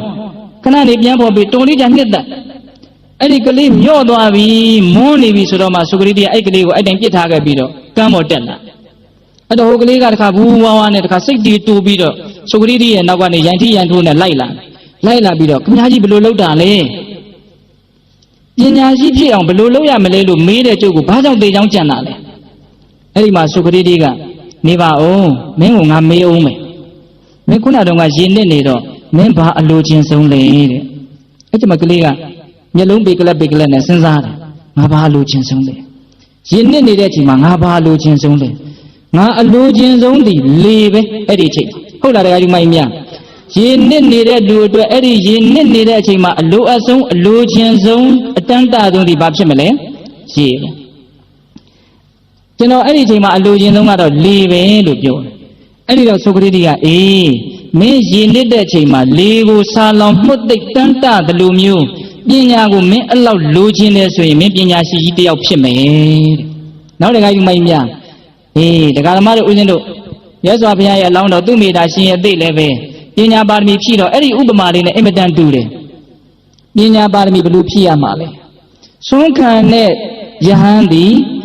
အိမ်စဉ်မကြော်ဘဲနဲ့အယုတ်လက်အမျက်မရွေးအကုန်လုံးတန်းပြီးတော့သွန်းခံသွားတော့မြတ်တတဲ့သွန်းကိုရတယ်လို့မျိုးအယုတ်လက်အမျက်မရွေးဘဲနဲ့ကာလသုံးပါးမှာအမြဲတမ်းပညာကိုတန်းတတဲ့စိတ်နဲ့ရှာဖွေရင်ပညာရှိဖြစ်မယ်ကောင်းတယ်နော်တရားယူမိုက်မြတ်အေးဒါကြောင့်ဒုက္ခခတ်သိမ်းချုပ်ငြိမ်းခြင်းနဲ့ဟုတ်လားဘဝမှာပြည်လဲခြင်းနဲ့ဒီဉာဏ်ပဲနော်အတိပဲနော်တရားယူမိုက်မြတ်စီပွားရေးလူမှုရေးပညာရေးဘာရေးပဲဖြစ်ဖြစ်အတိကခေါင်းဆောင်တယ်မဟုတ်လားအေးအားလုံးအစဉ်ပြေစေတဲ့နောက်ဆုံးတန်လျာကလွတ်စေတဲ့အတိကိုရခြင်းနဲ့ဆိုရင်အင်မတန်ဆာလောင်မှုတ်သိမ့်တဲ့ဆန္ဒရှိဖို့အရေးမကြီးဘူးလားရှိတယ်ဟုတ်လားဒါကြောင့်ဦးဇင်းတို့အတိနဲ့ပတ်သက်ပြီးတော့ဦးစားပေးပြီးတော့တော်တော်လေးကြဲကြဲပြန့်ပြန့်ပြောလိုက်ပါတယ်ဟုတ်လားတရားယူမိုက်မြတ်နော်အေးဝိဇာဥပဒတံသစ္စာဝိဇာနိပတတံဝရံဥပဒတအထက်သို့တက်နေသောအရာတို့တွင်ဝါတိုးတက်နေသောအရာတို့တွင်ဝိဇာအတိဉာဏ်ပညာသည်သစ္စာမြတ်ဆုံးသည်နိပတတံအောက်သို့လျှောကြနေသောအရာတို့တွင်အဝိဇ္ဇာမသိမှုမောဟအဝိဇ္ဇာဆိုတဲ့တရားသည်သစ္စာမြတ်ဆုံးသည်ဣတိဤသို့ဘဂဝါဘုန်းတော်6ပါးသခင်ဘုရားရှင်ကိုတော်မြတ်သည်ဗျာကရိယာသည်ကောင်းစွာမသွေဖြေချတော်မူခဲ့ပါပေတည်း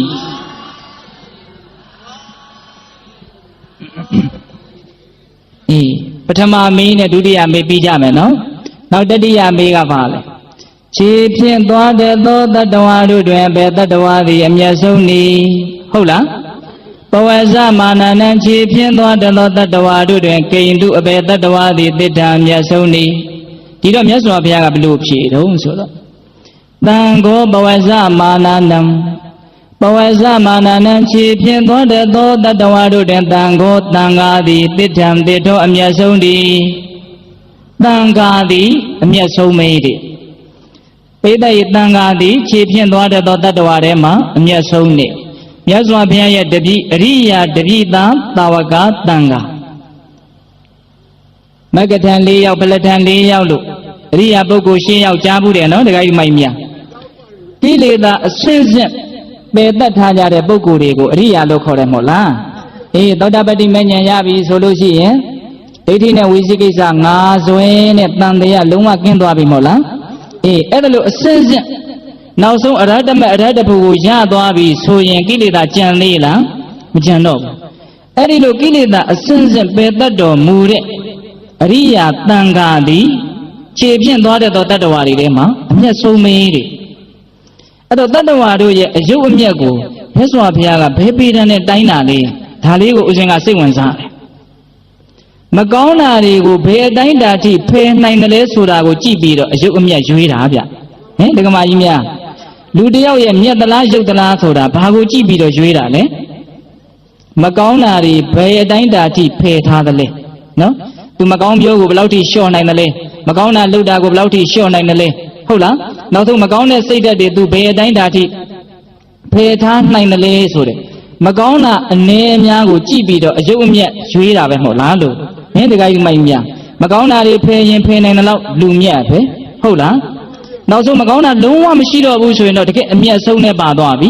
ဟုတ်လားအေးနောက်ဆုံးအဲ့ဒီမှာဗာလဲငါဆွဲဆိုတဲ့ကြီးကျယ်တဲ့မကောင်းမှုကိုဖယ်နိုင်ရင်တော့အဲ့ဒါအမျက်စခန်းတွေကိုသူကပထမခြေလမ်းနဲ့တန်းဝင်သွားခုတက္ကမတို့ဦးဇင်းတို့တွေကအဲ့ဒါလို့ဘယ်ဟာလေးတော့ငါလုံးဝမရှိတော့ပါဘူးလို့ကြွေးကြော်ခွင့်မရှိသေးဘူးအခုနော်မကောင်းတာတွေအကုန်ရှိသေးတယ်မရှိတဲ့အခါပဲမရှိတာနော်ရှိနိုင်ခွင့်ကတော့အချိန်တိုင်းရှိနေတယ်ဟုတ်လားတကယ်ကြီးမိုက်မြဥဒုဇင်မှာအနုတ္တယ9ပါးလုံးအကုန်ကိန်းနေမို့လားအေးဒါကြောင့်မကောင်းတာတွေအကုန်လုံးဖြစ်ခွင့်ရှိတဲ့အတွက်ကြောင့်ဒကာဓမ္မတို့ဦးဇင်းတို့ကကိုယ့်ရဲ့ဘဝကိုမြတ်ပြီလို့ပြောလို့ရလားမရသေးဘူးဟုတ်လားတကယ်ကြီးမိုက်မြဒါကြောင့်မကောင်းတာတွေကိုအစဉ်စဉ်ပယ်ခွာထားတဲ့တန်ဃာတိတာနဲ့ပါလေအမျက်ဆုံ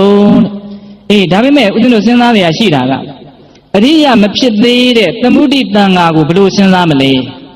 သမုဒိတန်ဃာလည်းသီလသမารိပညာနဲ့ပြည့်စုံရင်မြတ်တယ်လို့ပဲပြောရတယ်ဟုတ်လားဘာကြောင့်လဲဆိုတော့သူကလည်းမြတ်တဲ့နေရာကိုဘာလုပ်နေလဲရှေ့ရှုနေတယ်နော်တကယ်ကြီးမိုက်မြအေးဘုန်းကြီးယဟန်ရဲ့ဘောဟာနေတတ်ရင်အရိယာမဖြစ်သေးပဲမလို့အင်မတန်အေးချမ်းတဲ့အခွင့်အရေးတွေရှိတယ်မို့လာ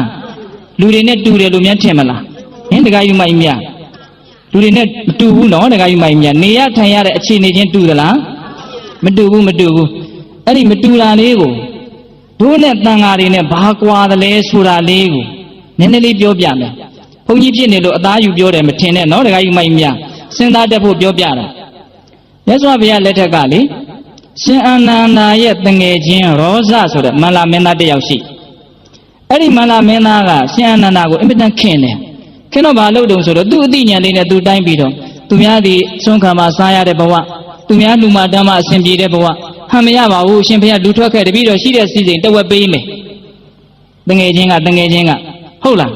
းအဲ့ဒါကိုမြတ်စွာဘုရားကိုရှင်အာနန္ဒာကလျှောက်တယ်ရှင်ဘုရားရောဇမန္လာမင်းသားကတပည့်တော်ရဲ့ပမာဏကိုမသိတဲ့အတွက်ကြောင့်ဒီလိုလျှောက်တယ်ဖေ။ဩစရာပဲအဲ့ဒီမှာမြတ်စွာဘုရားကဖြစ်သားအာနန္ဒာအခုမှသူဒီလိုလျှောက်တာမဟုတ်ဘူးအရင်တုန်းကလည်းဒီလိုလျှောက်ဖူးတယ်ဆိုပြီးတော့ဦးဇင်းတို့ဝိသနခဇတ်ကိုခေါ်တာဟုတ်လားအဲ့ဒီဝိသနခဇတ်မှာဦးဇင်းတို့ဘုရားလောင်းကြီးကရှိတဲ့စည်းစိမ်တွေကိုအကုန်စွန့်ပြီးတော့တောထွက်ပြီးတော့တရားကျင့်တယ်ဇံပင်ရှင်နေရတယ်ရတော့ဒီနေ့ကျတော့ဒီတိုင်းပြည်ထဲလာပြီးတော့သူဆွမ်းခံတာပေါ့လေဆွမ်းခံတော့အဲ့ဒီပြည်မှာရှိတဲ့တထေးတစ်ယောက်ကဘုရားလောင်းရဲ့အမူအရာကိုကြည့်ပြီးတော့သိကြည်ညိုတဲ့အတွက်ကြောင့်အရှင်ဘုရားတပည့်တော်ရဲ့တိုက်ရဲ့ဘေးမှာတရေချံကြီးရှိပါတယ်အင်မတန်လည်းတိတ်ဆိတ်ပါတယ်အဲ့ဒီမှာအရှင်ဘုရားသတင်းသုံးပါအရှင်ဘုရားကိုနေတိုင်းတပည့်တော်ဆွမ်းကပ်မယ်စားစရာလည်းမပူနဲ့ဝတ်စရာလည်းမပူနဲ့နေစရာလည်းမပူနဲ့ဆိုပြီးတော့ကြည်ညိုလွန်းလို့တရေဥယျာဉ်ထဲမှာမလုပ်ထားလဲပင့်တာအဲ့ဒါနေတိုင်းဆွမ်းကပ်ဆွမ်းစားခြင်းရောက်လို့ရှင်ဘုရားလောင်းကအဲ့ဒါတန်တာလေးအိမ်ကြီးရသွားပြီးတော့ဆွမ်းစားဘေးကနေကြည်ညိုပြီးတော့နေတာတထေးကဟုတ်လားနောက်ဆုံးနေလာပါများတဲ့အခါကျတော့ဘုရားလောင်းကိုအဲ့ဒီတထေးကအင်မတန်ချစ်တယ်နော်ကြည်ညိုနေမကဘူးအင်မတန်လဲယဉ်တည်တဲ့စိတ်ထဲမှာအဲ့ဒါနဲ့သူကဒစိမ့်စိမ့်ကြည့်ပြီးတော့ရှင်ဘုရားတရေဥယျာဉ်ထဲမှာရှင်ဘုရားတယောက်တည်းနေရတာသိပ်ပြက်เสียရကြီးမထူးပါဘူးရှင်ဘုရားလူထွက်လို့ရှိရင်လေဟောဒီတပည့်တော်ပိုင်တဲ့စည်းစိမ်တွေတယောက်တစ်ဝက်ဘာမှမခွဲကြဘူးအဲ့ဒါဆိုရှင်ဘုရားပြည့်ပြည့်စုံစုံချမ်းချမ်းသာသာနေရမှာရှင်ဘုရားလူထွက်ပါလားလို့ပြောတာနော်တကားကြီးကအဲ့ဒီမှာဘုရားလောင်းကလူဘဝနဲ့ယဟန်ယတိယဟန်တို့ရဲ့ဘဝမတူပုံကလေးကိုဂါထာတစ်ပုဒ်နဲ့ပြောပြတယ်အင်မတန်ကောင်းတယ်နော်တကားကြီးမိုက်မြတ်ကရဏာနိဟမာနတကရဏဗနာတော်မူတာကရဏဒိဏတန္တတပရိတံအတ္တိကုပ္ပတောပါဠိလိုလေးပြောထားတယ်ဘာပြောတုံဆိုတော့ကရအိယတိထောင်းလူတို့ပေါင်းဆိုတာနာနိဟမာနတအမြဲကျိုးကိုအာမတုသောပုဂ္ဂိုလ်ရဲ့ကရအိယတိထောင်းလူပေါင်းဆိုတာနတ္တိတတိမတည်တတ်နိုင်ဘူးအမြဲတမ်းကြိုးစားအားထုတ်ခြင်းမရှိတဲ့လူတစ်ယောက်ရဲ့အိယာဟာမတည်တတ်နိုင်ဘူးတဲ့ဆိုလိုတာကလူဖြစ်ရင်နားချိန်အားချိန်ဆိုတာသိမရှိဘူးတဲ့အမြဲတမ်းလုံနေမှအဆင်ပြေတာနော်တခါကြီးမိုင်းများလူသားတစ်ယောက်ဟာနားဖို့လွယ်ပါမလားမလွယ်ဘူးအမြဲတမ်းလုံနေရတယ်အလုတ်ကပြန်လာတော့အိမ်ရောက်တော့နားရတယ်လို့ထင်သလားစိတ်ကူးကတော့လုံနေတာပဲမဟုတ်လားအေးတခါအိမ်မထဲတောင်အလုတ်တွေကရောက်လာသေးတယ်လို့ထင်တယ်ဟင်ဒကမကြီးတွေအဲ့ဒါဟုတ်လားအေးအဲ့တော့အမြဲမပြတ်အာမထုတ်သောပုဂ္ဂိုလ်ရဲ့အိမ်ဆိုတာမတည်တတ်နိုင်ဘူးတဲ့အရှင်မတည်နိုင်ဘူးဆိုလိုတာကပြင်းခွင့်တောင်မရဘူးနားချိန်မရှိအမြဲတမ်းလုံနေရတယ်နော် ဒါဥစဉ်တို့ကပြင်းလို့ပြောတာမဟုတ်ပါဘူးသိလားဥစဉ်တို့ရဲ့ဘဝကနားမယ်ဆိုနားချိန်ကအပြည့်အဝရှိတယ်မဟုတ်လားဘာမှကိုယ်မှအတင်းကျပ်လုပ်ရမယ်ဆိုတဲ့တာဝန်တွေဟာသာသနာတာဝန်တော့ရှိတာပေါ့ဗျာဟုတ်လားကန္တဒုဒဝိပဿနာဒုဒစာပေကျမ်းဂန်ကိုလေ့လာလိုက်စားရမယ့်တာဝန်မိမိခန္ဓာရဲ့သဘောတဘာဝအမှန်ကိုသိအောင်နားလည်အောင်ကြိုးစားရမယ့်တာဝန်ဒီနှစ်ရက်ပဲရှိတယ်လေဒီနှစ်ရက်ဆိုတာကသိပ်ပြီးတော့တင်းကျပ်တဲ့ဟိုသူများမျက်နှာကိုကြည့်နေရတဲ့မဖြစ်မနေတခါတည်းစိတ်ရဲ့ဖိစီးမှုရှိတဲ့အလုပ်တွေဟုတ်သလားဟုတ်ဘူးနော်ဒါကြောင့်မကောင်းမှုလားယဟန်ဘဝကကောင်းတယ်နော်တခါကြီးမိုက်မြဒါကြောင့်လူသားတွေရဲ့ဘဝဆိုတာနားချိန်မရှိတဲ့အတွက်ကြောင့်ပထမအပြစ်ရှိတယ်ဟုတ်လားတချို့တို့နားကျင်တယ်ဒါကြောင့်အလုပ်အားတဲ့ရက်ကလေးကိုငပလီတို့ဘာတို့သွားပြီးတော့နားကြရှာတာတနာတွေကမကောင်းဘူးလားဟင်တခါကြီးမိုက်မြအေးဒါကြောင့်လူဘဝရဲ့အပြစ်ကိုဘုရားလောင်းကအဲ့ဒါထောက်ပြတယ်ပထမအပြစ်နော်နောက်ဒုတိယအပြစ်ကဘာလဲဆိုတော့မှုသားစကားကိုနပနာတော်အပနာတော်မပြောဆိုသောပုဂ္ဂိုလ်ရဲ့ကရာအိယာဆိုတာနတိတ္တိမတည်တတ်နိုင်ဘူးလူဘဝဆိုတာမလိမ်လို့မဖြစ်ဘူးတဲ့ကဲကြောက်ရှာကောင်းဘူးလားဟင်တခါကြီးဒီမိုင်းမြမှုသားမပြောတဲ့ပုဂ္ဂိုလ်ရဲ့အိယာဆိုတာမတည်တတ်နိုင်ဘူးတဲ့ဟုတ်လားတိုင်ဒီလူကပတ်စံလာပြီးတော့ချိန်မပြန်ပေးနိုင်တဲ့အရေးအယံလည်းမရှိဘူးဆိုတော့ဘယ်လိုပြောလိုက်ရလဲ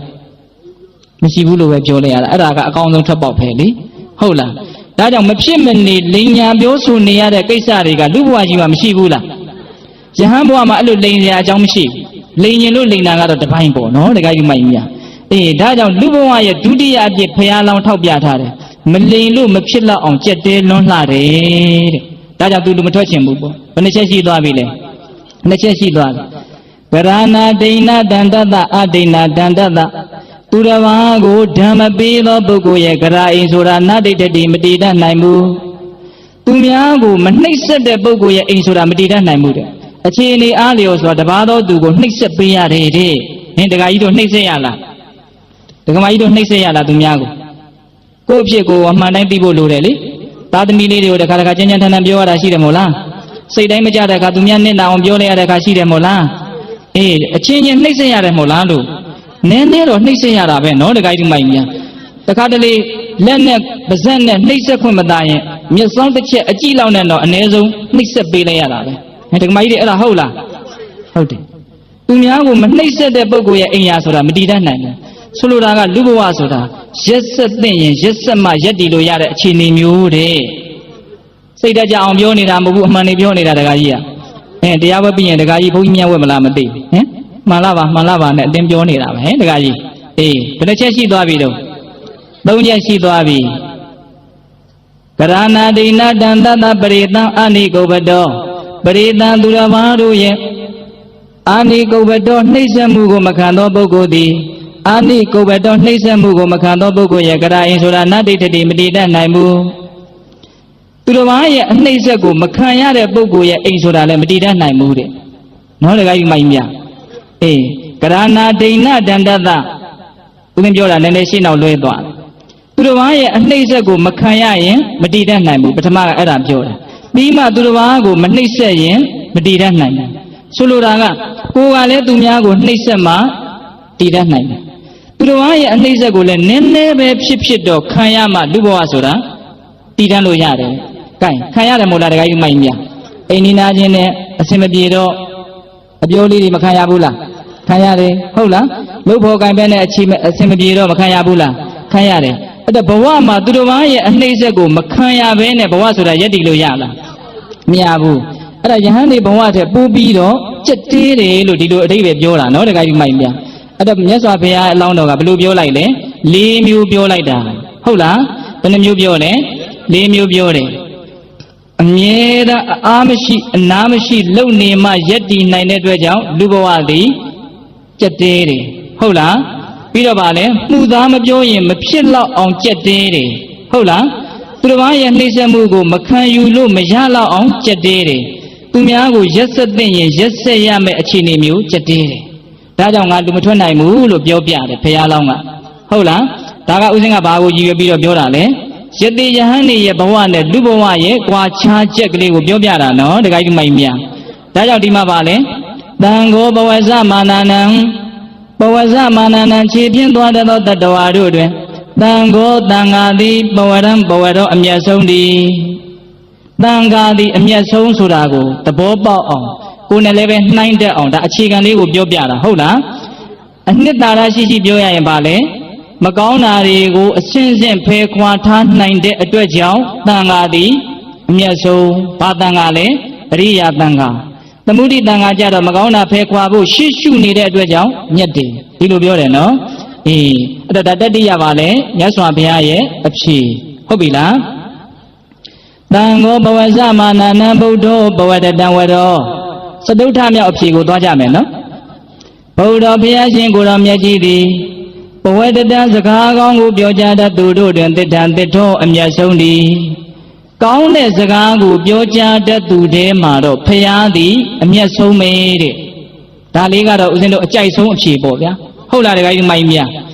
စကားကောင်းကိုပြောတတ်သူတွင်ဘယ်သူအမျက်ဆုံးလဲ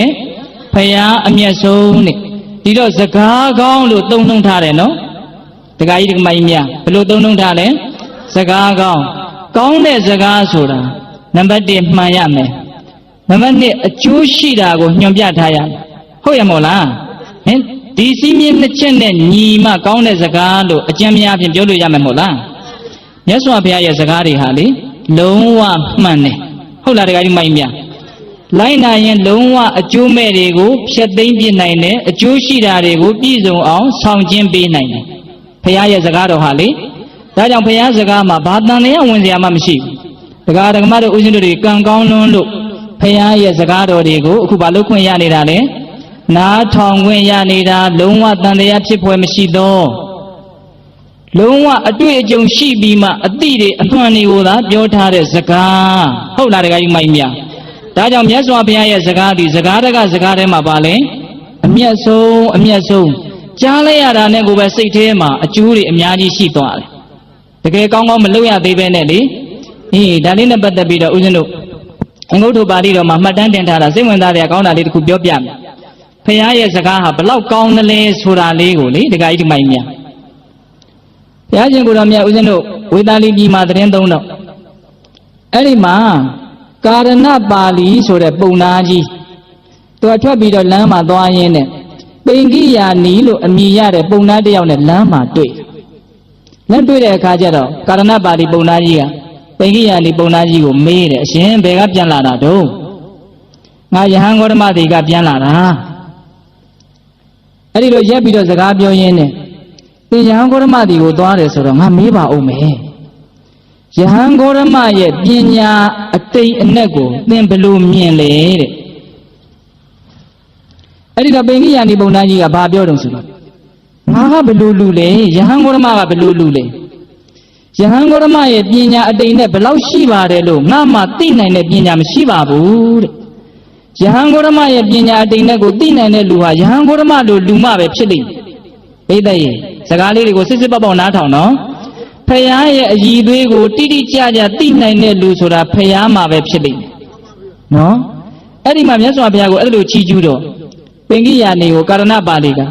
အရှင်သင်ဟာမြတ်စွာဘုရားယဟန်ဂေါတမကိုချီးကျူးလာကြလားထပ်ပြောတဲ့အခါကျတော့ဟာတဲ့မြတ်စွာဘုရားရဲ့ဂုဏ်ကိုပြည့်စုံအောင်ငါမချီးကျူးနိုင်ပါဘူးတဲ့ဟောလာပြန်ပြီနော်တခါကြီးမိုက်မြမြတ်စွာဘုရားကိုချီးကျူးဖို့ဆိုတာလွယ်တဲ့ကိစ္စမဟုတ်တကယ်စင်စစ်ယဟန်ဂေါတမတိချီးကျူးတိုက်သူတို့ရဲ့အချီးကျူးကိုခံတိုက်တဲ့သူတဲ့ဆိုလိုတာကမတော်တဲ့လူတွေမြတ်စွာဘုရားကိုမချီးကျူးနိုင်ဘူးဘာကြောင့်လဲမြတ်စွာဘုရားဟာဘာလို့မသိတဲ့အတွက်ကြောင့်လဲတော့ပေါက်တယ်နော်တခါကြီးမိုက်မြ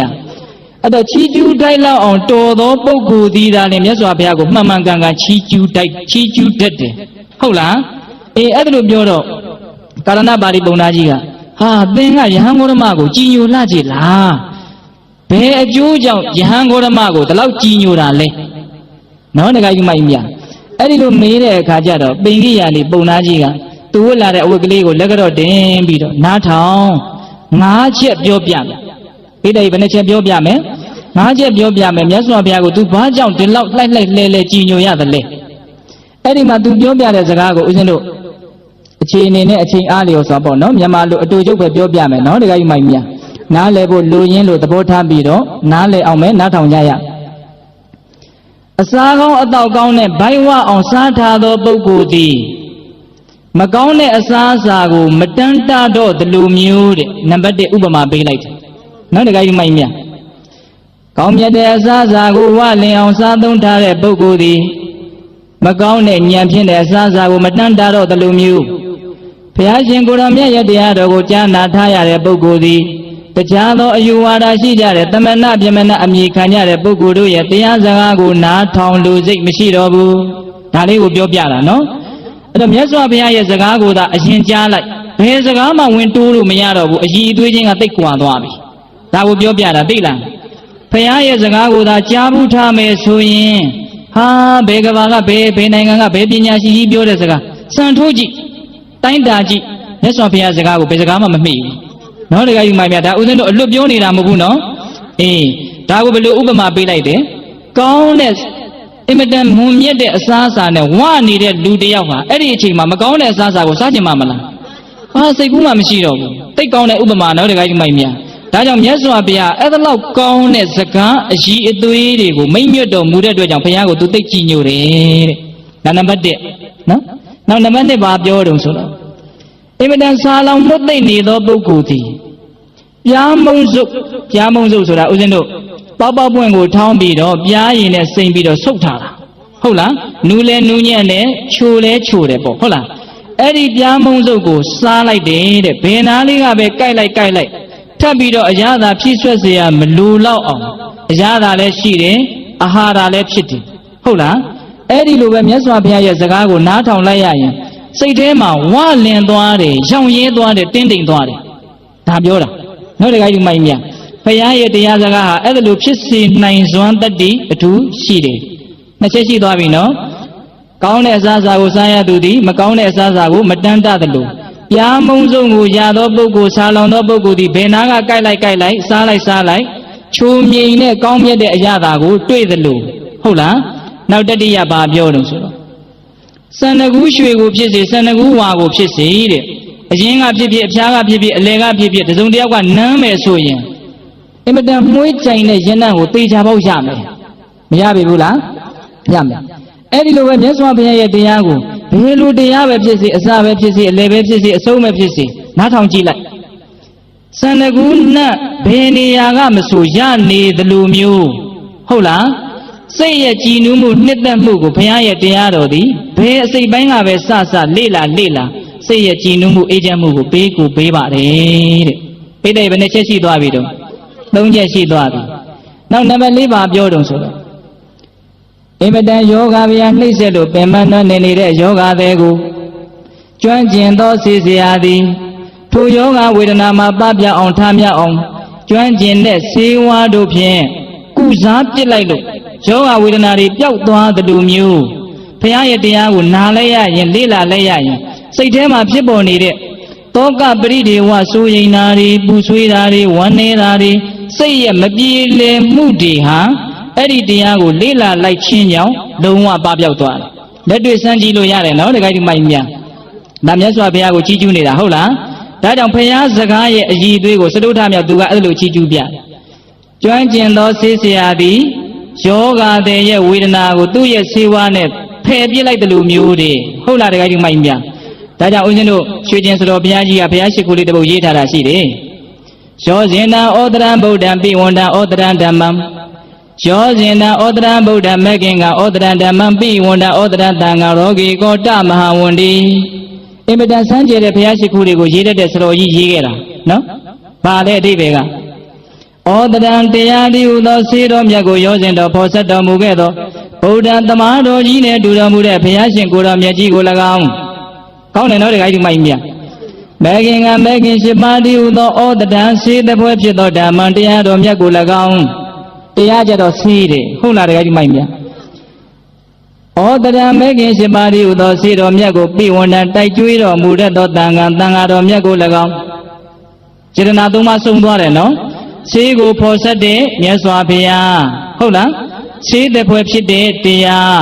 အဲ့ဒီတရားတိဟုသောဆေးကိုတိုက်ကျွေးတော်မူတတ်တဲ့တန်ခါအဲ့ဒီစေတနာမြတ်သုံးပါးကိုတဲ့ရောဂီကောကိလေသာဟုယောဂအမြဲဆွဲကပ်၍နေသောဘုရားတပည့်တော်သည်ဝန္ဒီဝန္ဒမိရှိခိုးပါ၏လို့စတော်ကြီးကအဲ့လိုပြောတာဒါကဥစဉ်ကအမှတ်ရလို့ရွတ်ပြတာသိကောင်းတဲ့အာယုံပြုမှုနဲ့ဘုရားရှိခိုးခြင်းအဲ့တိုင်းရှိခိုးဟုတ်လားဒကမာကြီးတွေနော်ဒါကြောင့်ဒီမှာဗာပြောထားလေကျွမ်းကျင်တဲ့ဆေးဆရာသည်ယောဂသည်ရဲ့ဒုက္ခတွေကိုဖယ်ရှားပစ်လိုက်တယ်လို့မျိုး မြတ်စွာဘုရားရဲ့စကားတော်သည်တတ္တဝါတွေရဲ့တောကပရိဒေဝကိုဖယ်ရှားနိုင်တဲ့စွမ်းအင်ရှိတယ်။ဒါကြောင့်မပြေလည်တာတွေရှိနေရင်ဘုရားတရားတော်ဒီဟုသောထွက်ပေါက်ကိုမှန်မှန်ကန်ကန်ထွက်တတ်ဖို့မလိုဘူးလား။လိုတယ်နော်တခါကြီးမိုင်းမြနောက်ဆုံး၅ခုမြောက်ပုံသားကြီးပါဆက်ပြောတယ်ဆိုတော့အင်မတန်ခရီးပန်းလာလို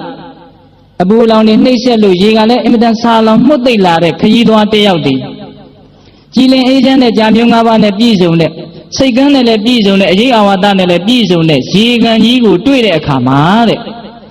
စာပြေအောင်တောက်လိုက်တယ်နားထောင်နော်တခါကြီးမိုင်းမြအစာပြေအောင်တောက်လိုက်တယ်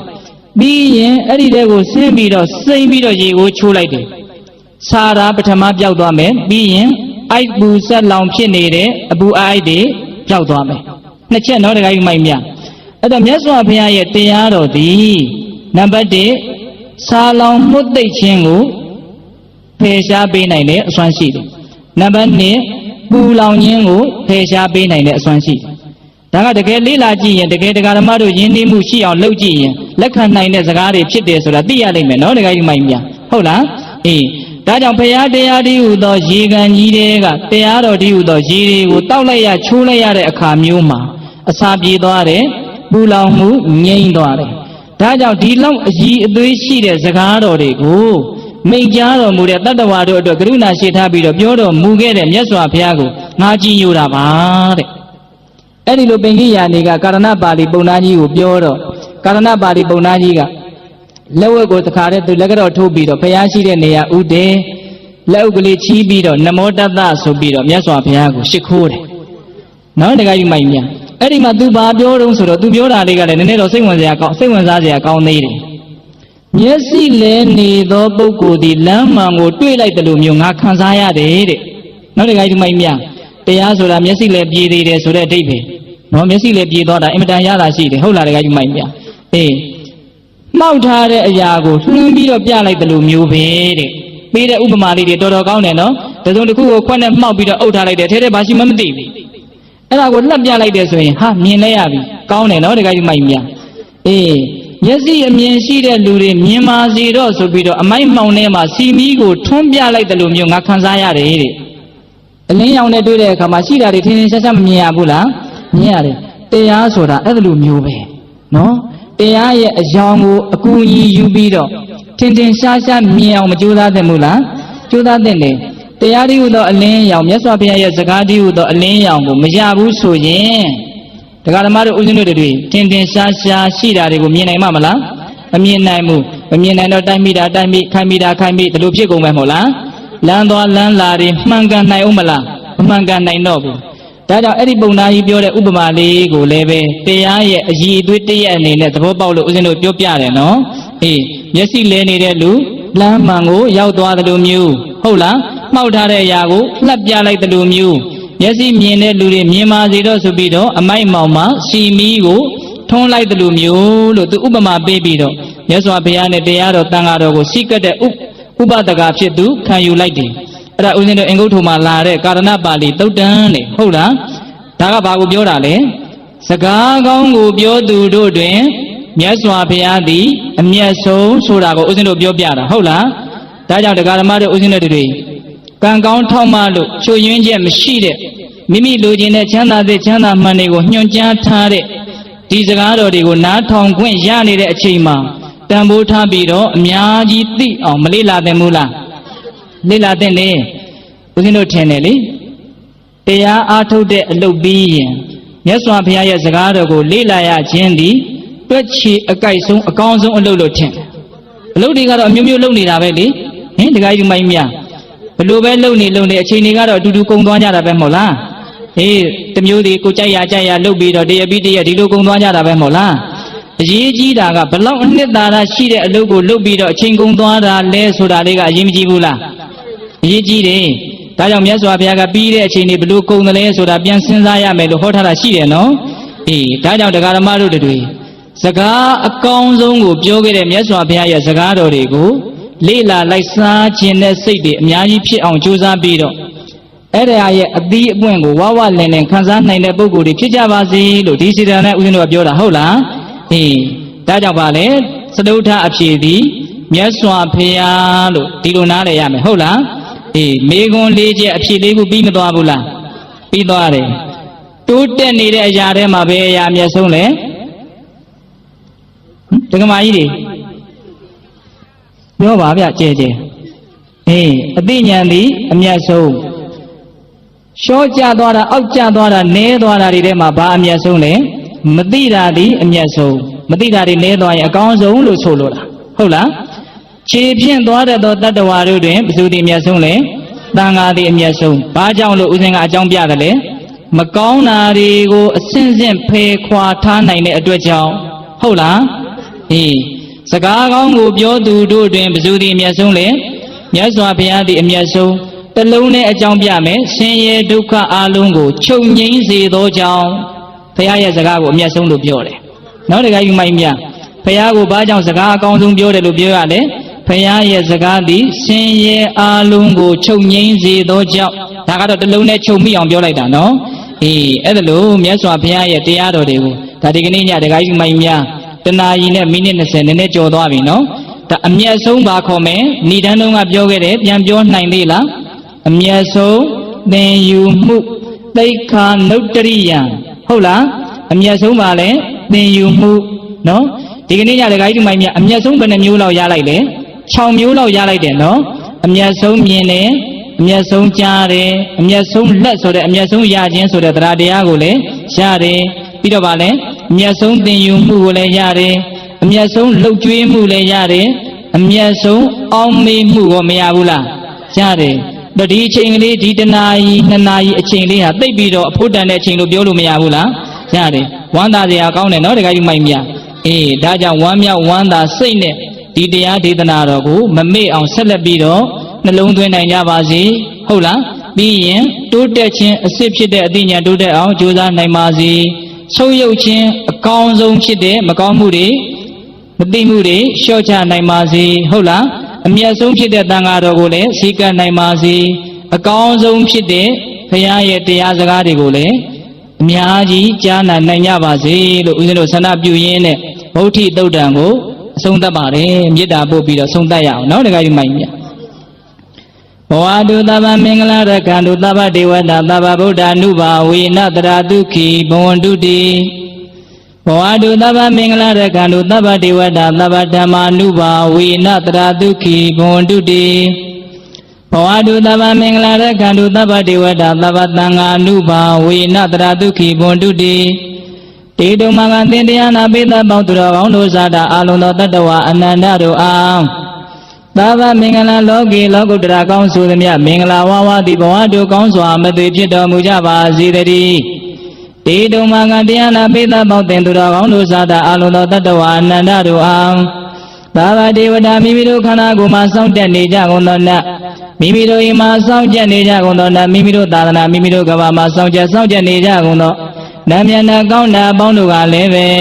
ဘက္ခန္တုကောင်းစွာမသွေဆောင်လျှောက်တော်မူနိုင်ကြပါစေတည်းတေတုမကသင်တရားနာပိသပေါင်းသူတော်ကောင်းတို့ဇာတာအလုံးသောတတ္တဝါအနန္တတို့အားသဗ္ဗဗုဒ္ဓ ानु ဝဝေနာကင်းငါဝါလူသေးစုမကပွင့်တော်မူကြတဲ့သုသူတို့တာပါဘုရားရှင်ကိုတော်မြတ်တို့ရဲ့တကုတေဇောအာနုဘောတော်တို့ကြောင့်၎င်းသဗ္ဗဓမ္မာ ानु ဝဝေနာမလေးရန်ဖိုလေးရန်နိဗ္ဗာန်ပရိယတိဥသောသောစေတံတော်တရားတော်မြတ်တို့ရဲ့တကုတေဇောအာနုဘောတော်တို့ကြောင့်၎င်းသဗ္ဗသံဃာ ानु ဝဝေနာမကထံ၄ယောက်ပလထံ၄ယောက်ဆိုသောရှင်တော်ရိယသံဃာရှင်မြတ်တို့နဲ့တကွသီလဂုဏ်သမာဓိဂုဏ်ပညာဂုဏ်တို့နဲ့ပြည့်စုံတော်မူကြတဲ့သမုဒိသံဃာရှင်ကောင်းရှင်မြတ်ပေါင်းတို့ရဲ့တကုတေဇောအာနုဘောတော်တို့ကြောင့်၎င်းတရားနိယောညပါပဲခမဆိုင်ချိန်ရှိတိုင်းဒုက္ခိကိုစိတ်နှပြချမ်းမာချမ်းသာခြင်းရှိကြကုန်သည်ဘဝတုကောင်းစွာမသွေဖြစ်တော်မူကြပါစေတည်း